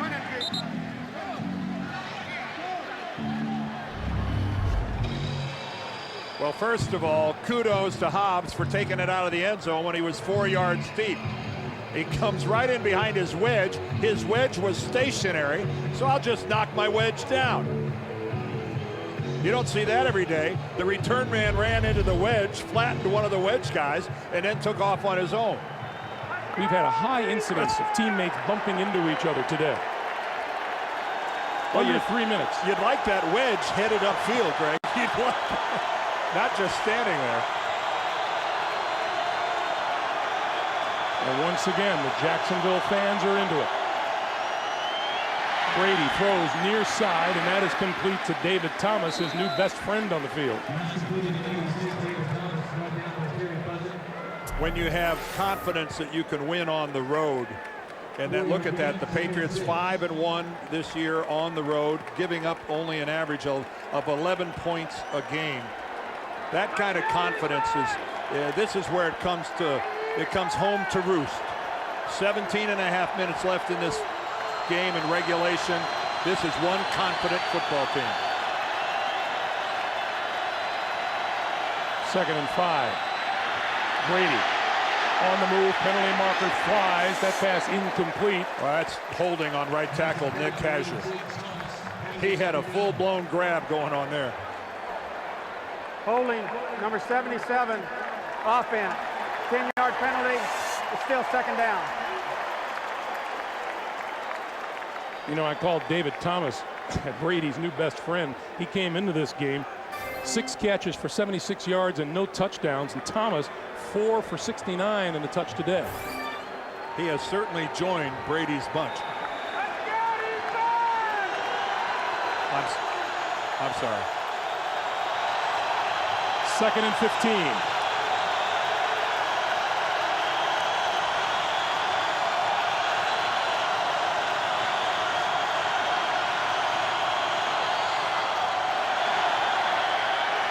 Brady over the middle. Oh, caught across the 40 by Thomas. And about a yard shy, maybe even closer than that, to a first down. Boy, does Tom deliver this under duress.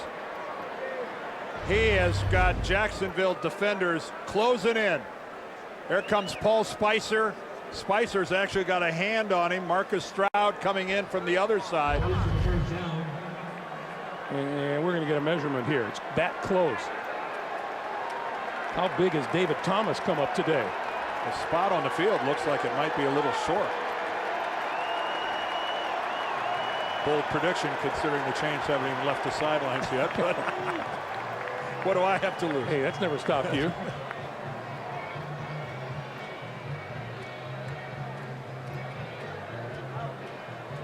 A little short. Let's see what the Jaguars do about the possibility of a Tom Brady quarterback sneak. Well, you're ahead by 3.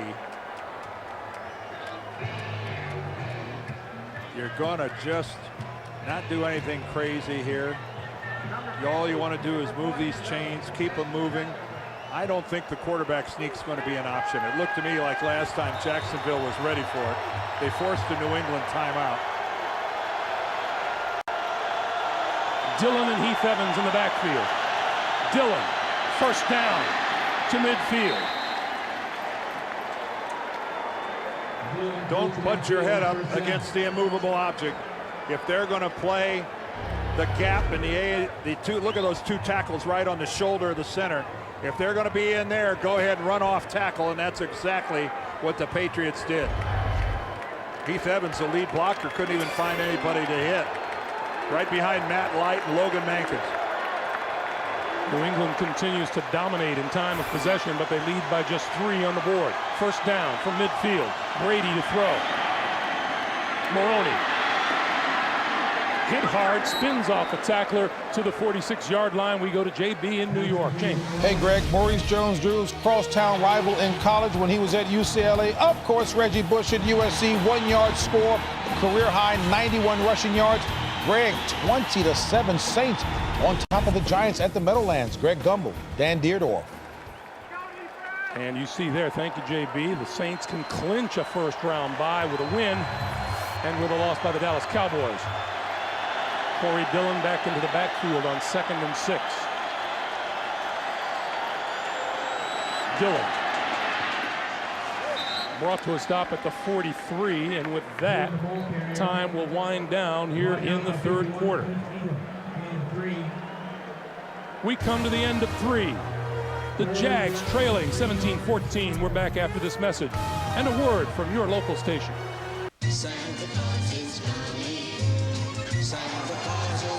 Brady going to throw for the end zone. Diving catch and a touchdown. Happy holidays, everyone, to you and yours. Those are the guys who conducted the flyover at the start of our game today. Nice they can come back and catch the rest of it.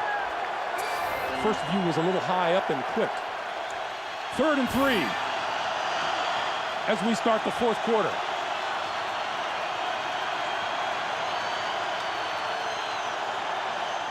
Quick pass out to the side. Great play on the side by Chet Jackson made the catch. Gerald Sensabaugh made the hit. Well, that's called sitting on a route. Gerald Sensabaugh, the strong safety. He's got man coverage on this, and boy, talk about squaring up, going upfield and going right through your guy. Chad Jackson never gets an opportunity to plant his feet and head upfield. So Todd Sauerbrunn ready to kick it to Alvin Pearman. Fair catch. Dropped it and picked it up at the 10. David Garrard back to work, trailing by 3. Most of the fourth quarter ahead of him.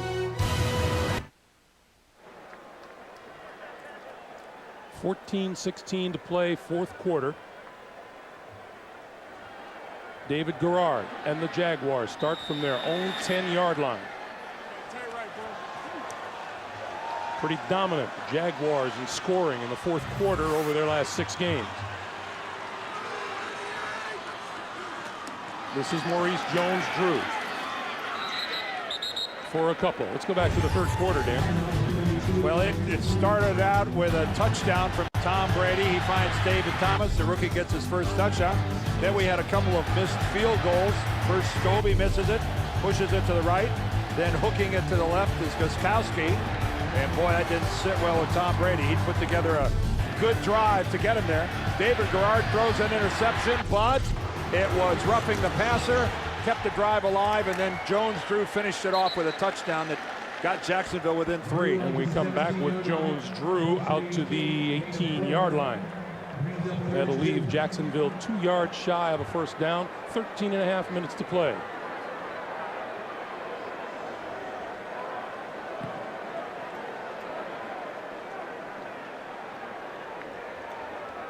Jacksonville staring their season right square in the eye right now, Dan. And they're going to a passing formation as Reggie Williams, Matt Jones and company come in, and they're going to spread the field.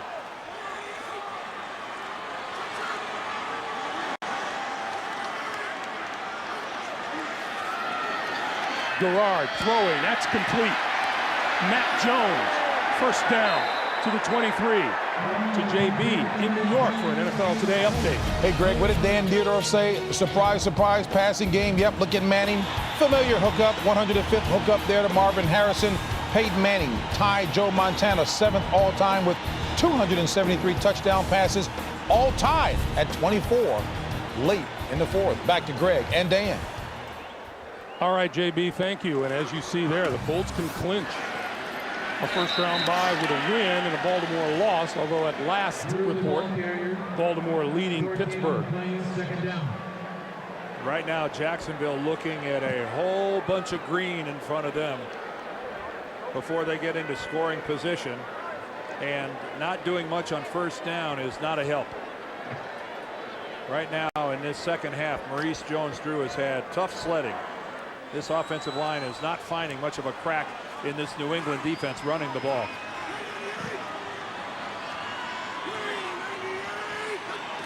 Second and 10. Here comes the blitz.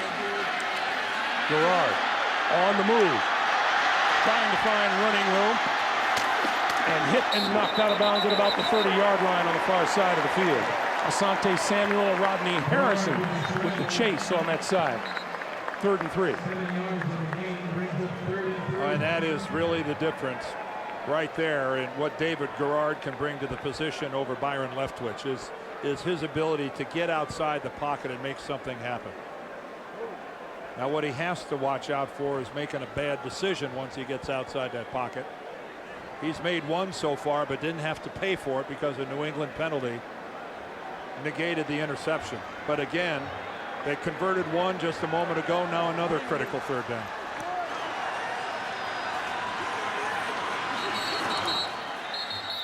We get a whistle. This is the first charge timeout. And a timeout. Jacksonville. 11:08 to play. Fourth quarter.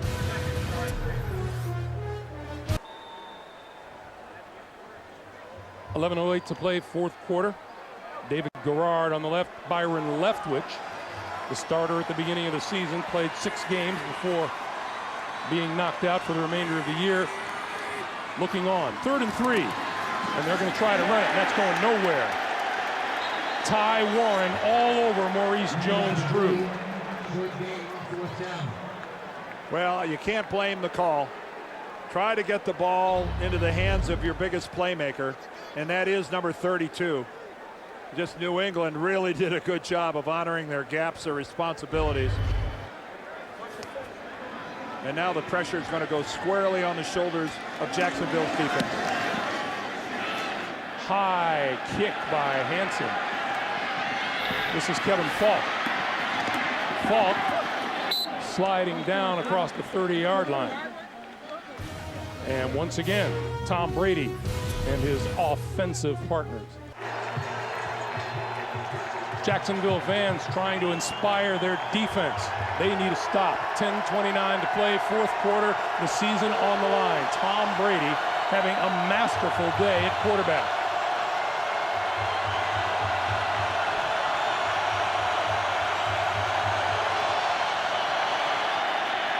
Running out of time, slips to his left, throws over the middle, finds his target. Jabbar Gaffney, who has had a big day receiving. That's a first down for New England. Well, that was really good work by Tom Brady, buying some extra time, leaving the pocket. Straight four-man rush for Jacksonville, but he gets a little pressure from his left, but look how he squares up. Look how he's able to go ahead, step into the throw, and that's a beautiful strike downfield. Again, though, shotgun on first down, almost exclusively the entire day.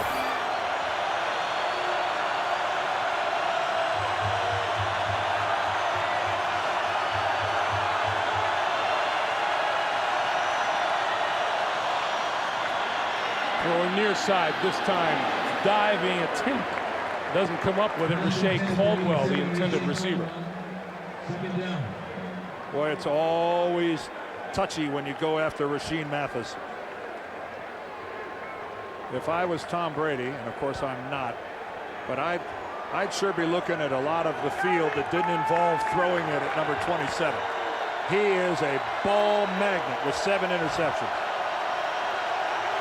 And headed for the Pro Bowl. 2nd and 10.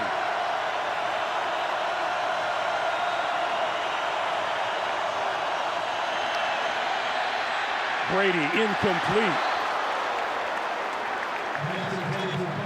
Once again, Rashae Caldwell, the intended receiver. 3rd and 10.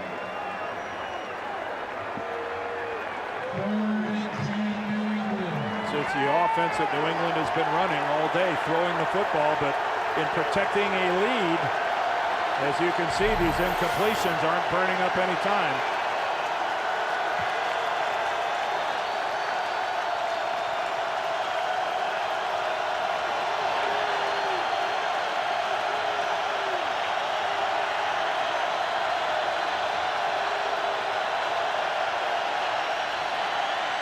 Brady throwing far side of the field and overthrew Troy Brown. Well, kudos to Jacksonville's defense. Their offense couldn't get it done, and they force a New England punt. Still alive. Back to receive is Rashean Mathis, number 27.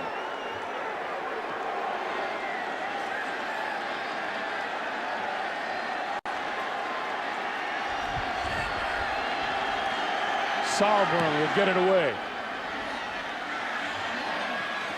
Mathis makes the catch and is immediately hit at his own 18-yard line. Ellis Hobbs with the special teams tackle. 9:18 to play in the fourth. Jacksonville Jaguars with their season on the line. Unfortunately, there are a lot of people asking for that present this year. There are only so many to go around. First down, Garrard and the Jaguars from their own 18. Straight drop, good protection. The pass is knocked down before it got to his intended receiver, George Reister. To New York and JB. Hey, Greg and Dan, Texans for the first time ever have beaten the Indianapolis Colts. Chris Brown, 48-yard field goal, that with no time left. Colts fall 27-24 to Houston, and they now drop to 11-4. Greg Gumbel, Dan Dierdorf. If you can be 11-4 and leaking oil, the Colts are doing.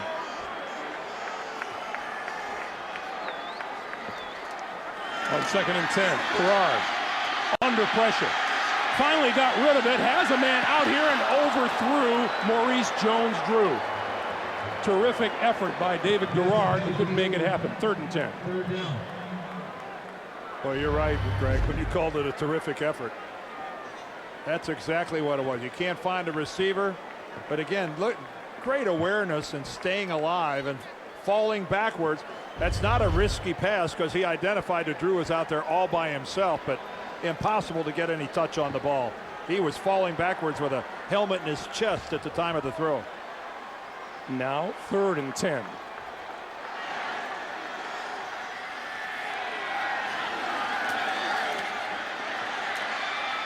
Garrard throws short of the 1st down, and that's not going to get it done. Reggie Williams made the catch, and he'll be about 3 yards short of the 1st down. Well, sometimes when you're forced out of the pocket, your options really dwindle. And you know, you might be inclined to say, well, what do you bother throwing it to someone who's short of the 1st down? Sometimes that's all you have. And I think in that situation, that's all that David Garrard had in front of him. Chris Hansen kicks it away to Kevin Falk. Fair catch called for and made at the 32-yard line. So the exchange of punts, and once again, the pressure falls to the Jacksonville defense. Somebody ought to tell Tom Brady it's time to go play here.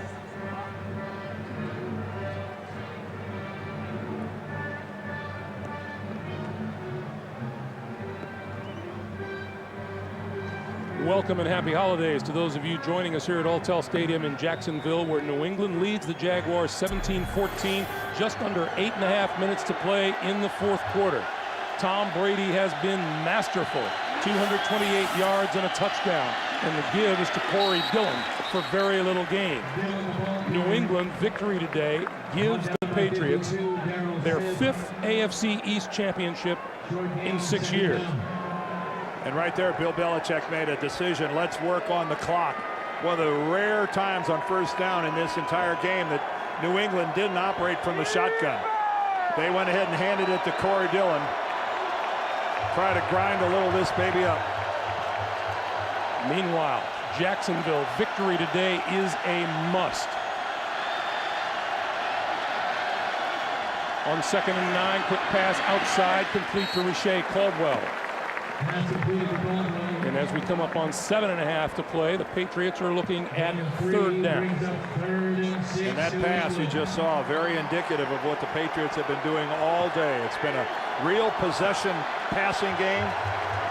Only once did Tom really go downfield in an attempt to really complete a tight one, and he got a touchdown pass to his tight end, David Thomas.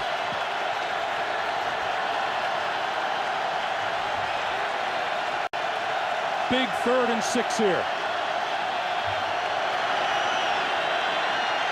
Brady with room to run. Has the 1st down as he dives. Oh, did he get to hit? The 43. Is he all right? He got hit hard. Looks like Clint Ingram, the linebacker, and Tom Brady's hurt.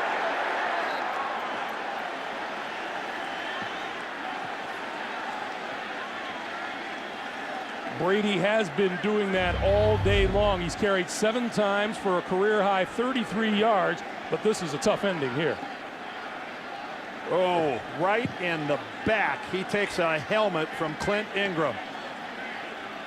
Tom's going down. He turns his back, and he gets speared right in the back by Clint Ingram.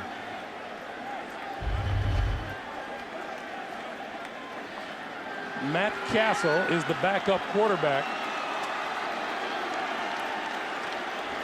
for the New England Patriots.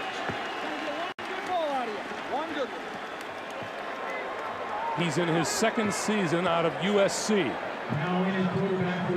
where he was the epitome of a backup quarterback.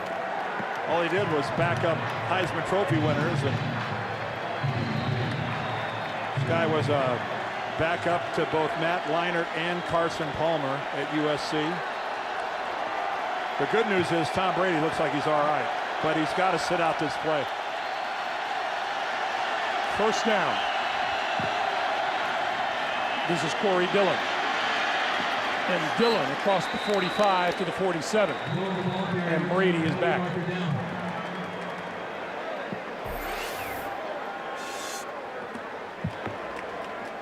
We have a penalty marker down. Defense, 12 men.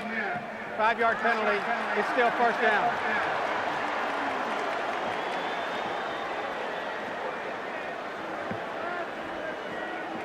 How do you get caught with 12 men on the field? In this situation, they must have been so pleased that Tom Brady was on the sideline. Somebody makes a mad run for it at the end. That's Tony Gilbert, the linebacker. They'll take it back. That's Brian Ewu. I'm sorry, number 59. So it's 1st and 5. Clock continues to move, coming up on 6:20 to play.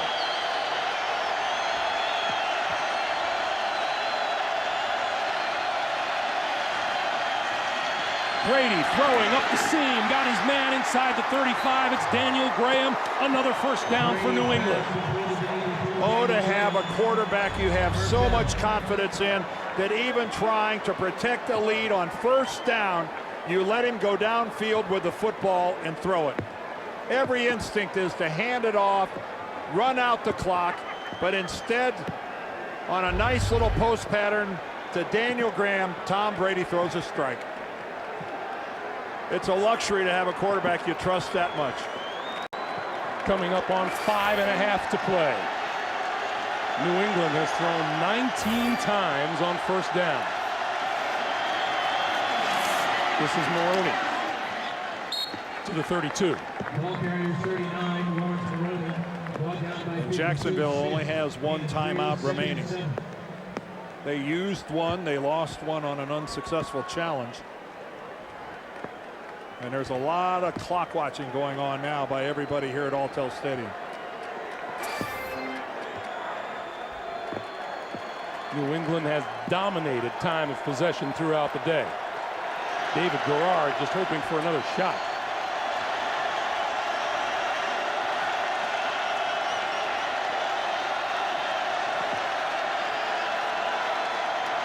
Jumping on the near side of the Jaguars. Penalty markers fly. It was Bobby McCray. Offside, number 93, defense. 5-yard penalty, still second down. Now the thing is, the Jaguars can afford to give up a field goal here. What they can't afford is time off the clock. Nor can they afford to give up a touchdown. You're right, the field goal only makes it a 6-point game. They can right now, that is a very attractive option. The bad news is, if in giving up number that 50 field goal is reporting as eligible, number 50. If in giving up that field goal, New England is able to run another 3 minutes off the clock. Linebacker Mike Vrabel has checked in as an eligible receiver, but the give is to Maroney, left side, and there he goes to the end zone. Touchdown, New England.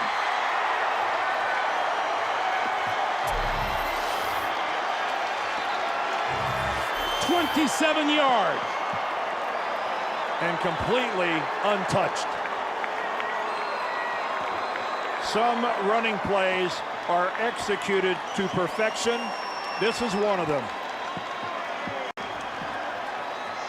Confidence in the rookie. Let him have the football because he's got explosive speed. But wow, was that picture-perfect blocking in front of Maroney. Maroney's 5th rushing touchdown of the season. Gostowski for the extra point and a 10-point lead. And it's good. When they needed it, New England comes up with a 68-yard drive. Let's go behind Thomas. Let's go behind Graham. Heath Evans out in front gets a nice lead block on Fudge. And Lawrence Maroney, that is just too easy. If this was flag football, they'd still be flying at his waist. Mike Vrabel had checked in as an eligible receiver and becomes the designated cheerleader. Well, he's a defensive guy, and now they get to protect a 10-point lead. Jacksonville arrived in the stadium today with the number 2 defense in the NFL, allowing 270 yards a game. New England today has chalked up 363. And it has been mostly through a very, even though we saw that touchdown run, it's been through a very high percentage managed passing game by Tom Brady. And Maurice Jones-Drew is now back to receive the kickoff for Jacksonville. Well, again, you got to put the ball in the hands of your most explosive player every opportunity you get. He has a touchdown return against Indianapolis just a few weeks ago.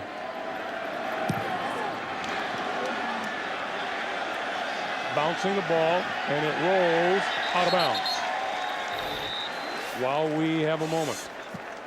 On Christmas night, CBS has the gift that will keep you laughing all night long. 3 hilarious episodes of How I Met Your Mother. Celebrate the holiday on CBS Merry Monday. That was a very smart play right there by Maurice Jones-Drew, letting that ball go out of bounds. He thought about picking it up somewhere around the 15, and then he played the odds. It was headed towards the sideline. It paid off now. It moves all the way up to the 40. And no time off the clock. 4:36 remaining. Jacksonville with only 1 timeout available. And down 10 points.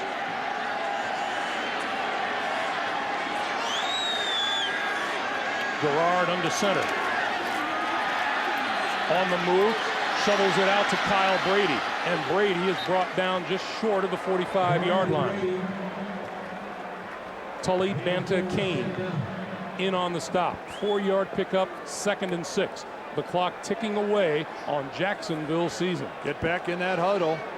Get in and out of this huddle with a little urgency.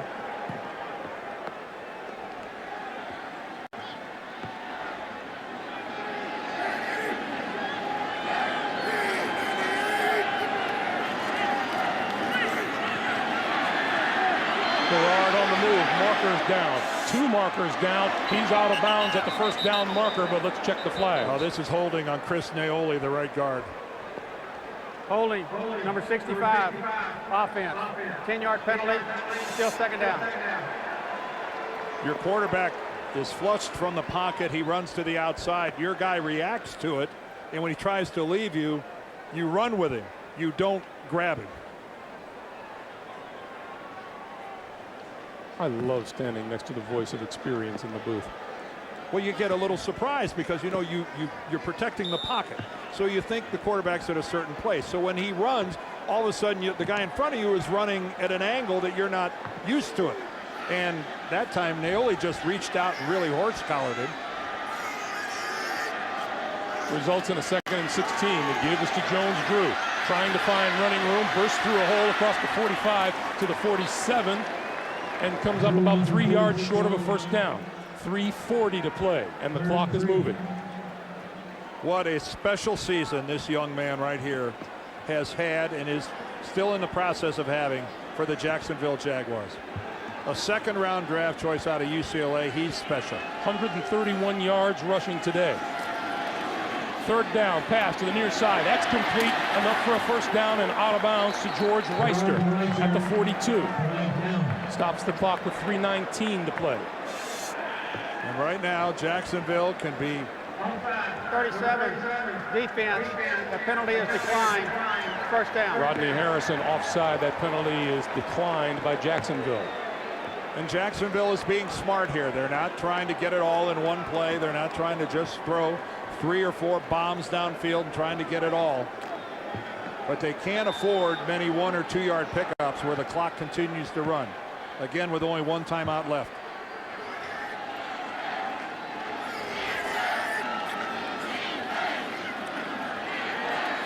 Garrard to Jones-Drew.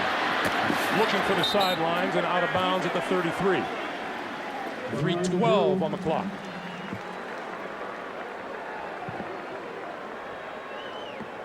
Jacksonville has only made 1 trip into the red zone today and scored a touchdown.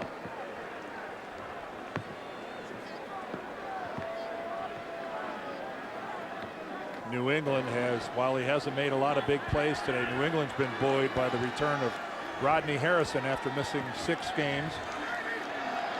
Their All-Pro is back and in uniform today, and that's good news for them down the stretch. Garrard to throw on 2nd and 1, and that's complete. This is Mac Jones to the end zone for a touchdown. Jacksonville still very much alive.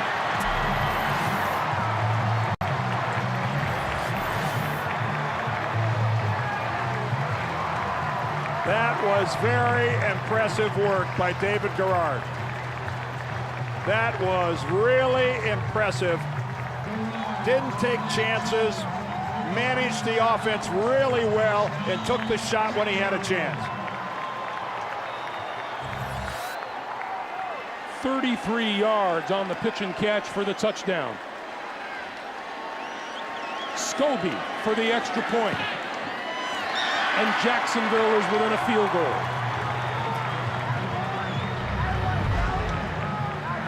Outstanding pass protection. Seymour elevates to try to get it, but then the missed tackle right there. Ellis Hobbs can't bring Matt Jones down, and it ends up being a Jacksonville TD. Hobbs is 27, his responsibility. He just breaks way too far to the outside and misjudges Matt Jones' speed back to the inside. Now, if you're Jacksonville right here now, they've got a decision to make, Greg, about whether to kick it away or whether to go for an onside kick. Because they only have one timeout and the 2-minute warning, you know, they run the risk of kicking it away and having a whole lot of clock disappear. They've got to seriously be considering going for the onside kick. And especially with number 12 at quarterback, I'm not sure I'd give him a chance to find the end zone again. To get a first down and destroy the clock.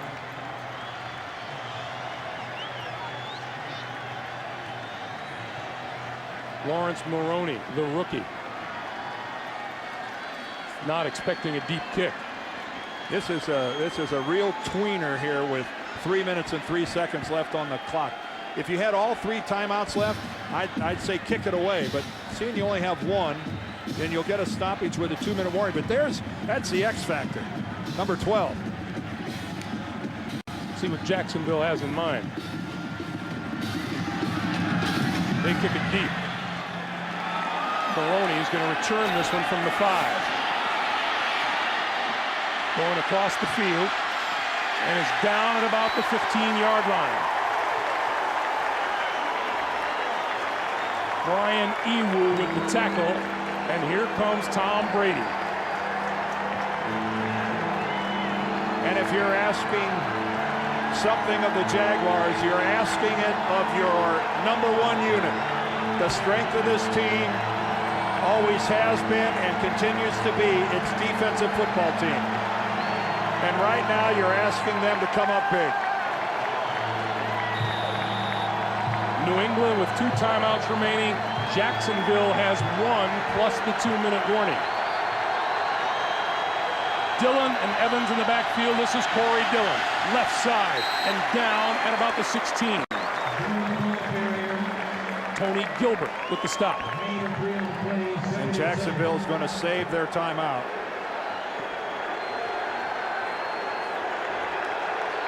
It's just that you know that New England won't be afraid to put it in the air.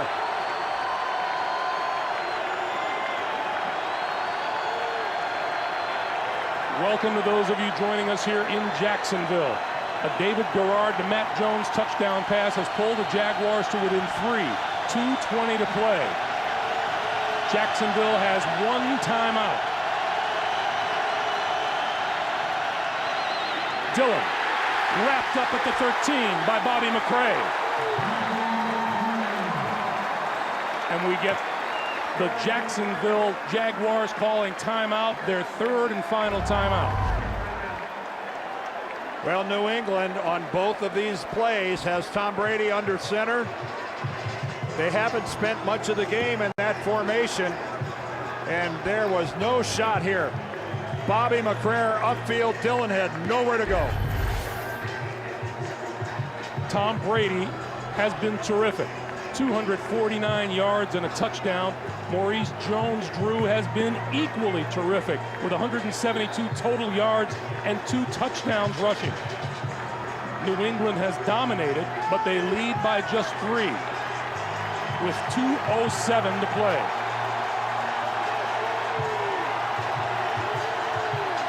And for one of the very few occasions in this game, New England is facing a 3rd and long. They've been very good on 1st down in this game, and they haven't been in this situation much at all. A loss doesn't eliminate Jacksonville from the playoffs, but it dims their hopes considerably. 3rd and 11.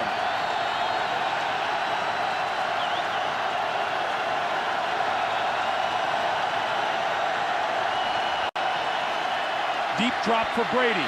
Throwing, far side, incomplete, overthrew his intended receiver, Troy Brown. Well, Jack Del Rio kicked it away, counting on his defense, and they came through for him. And when I saw this initially, I thought this was going to be a first down, because Troy Brown is wide open, and Tom overthrows him.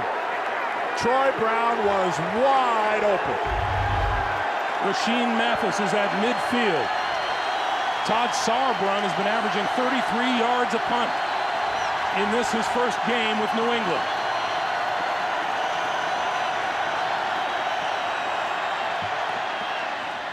Gets off a terrific kick here. Mathis, fair catch called for and made at his own 45-yard line. 1:55 to play. Jacksonville with the ball when we come back. The Jaguars need to advance the football 20 yards to the 35 in order to give Josh Scobie a shot at a 52 or 53-yard field goal. He missed from 53 yards earlier in this game. I'd like my kicker to try one from a little shorter than that. Garrard running out of time. Still on his feet and tried to throw it. Is that a fumble? It goes over to the New England Patriots. He's maintaining that he was trying to throw the football away. Jarvis Green made the hit. Rodney Harrison made the recovery. This is going to be very critical, the arm movement here of David Garrard. He escapes pressure. Whoa, he gets the ball swatted away by Green. Is it before he starts? Fumble. Recovery by New England. First down. I think that ball got swatted out of there before David Garrard's.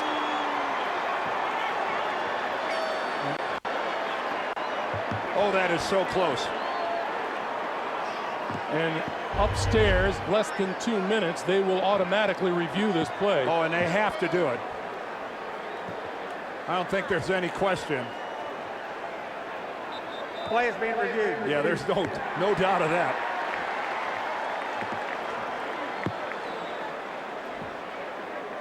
Garrard cocked his arm. The question is whether or not it was coming forward.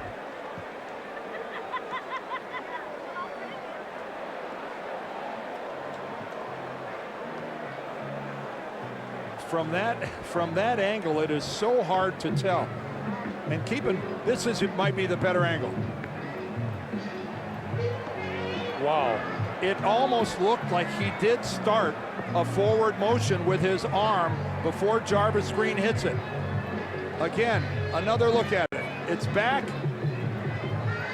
And as you mentioned, the ruling on the field is a fumble. The question is, was he going to throw the football? It starts forward. It looked to me like he started a forward motion before Jarvis Green knocked the ball from his grasp. No, I don't think the tuck rule applies here because it doesn't appear that he was trying to pull it down.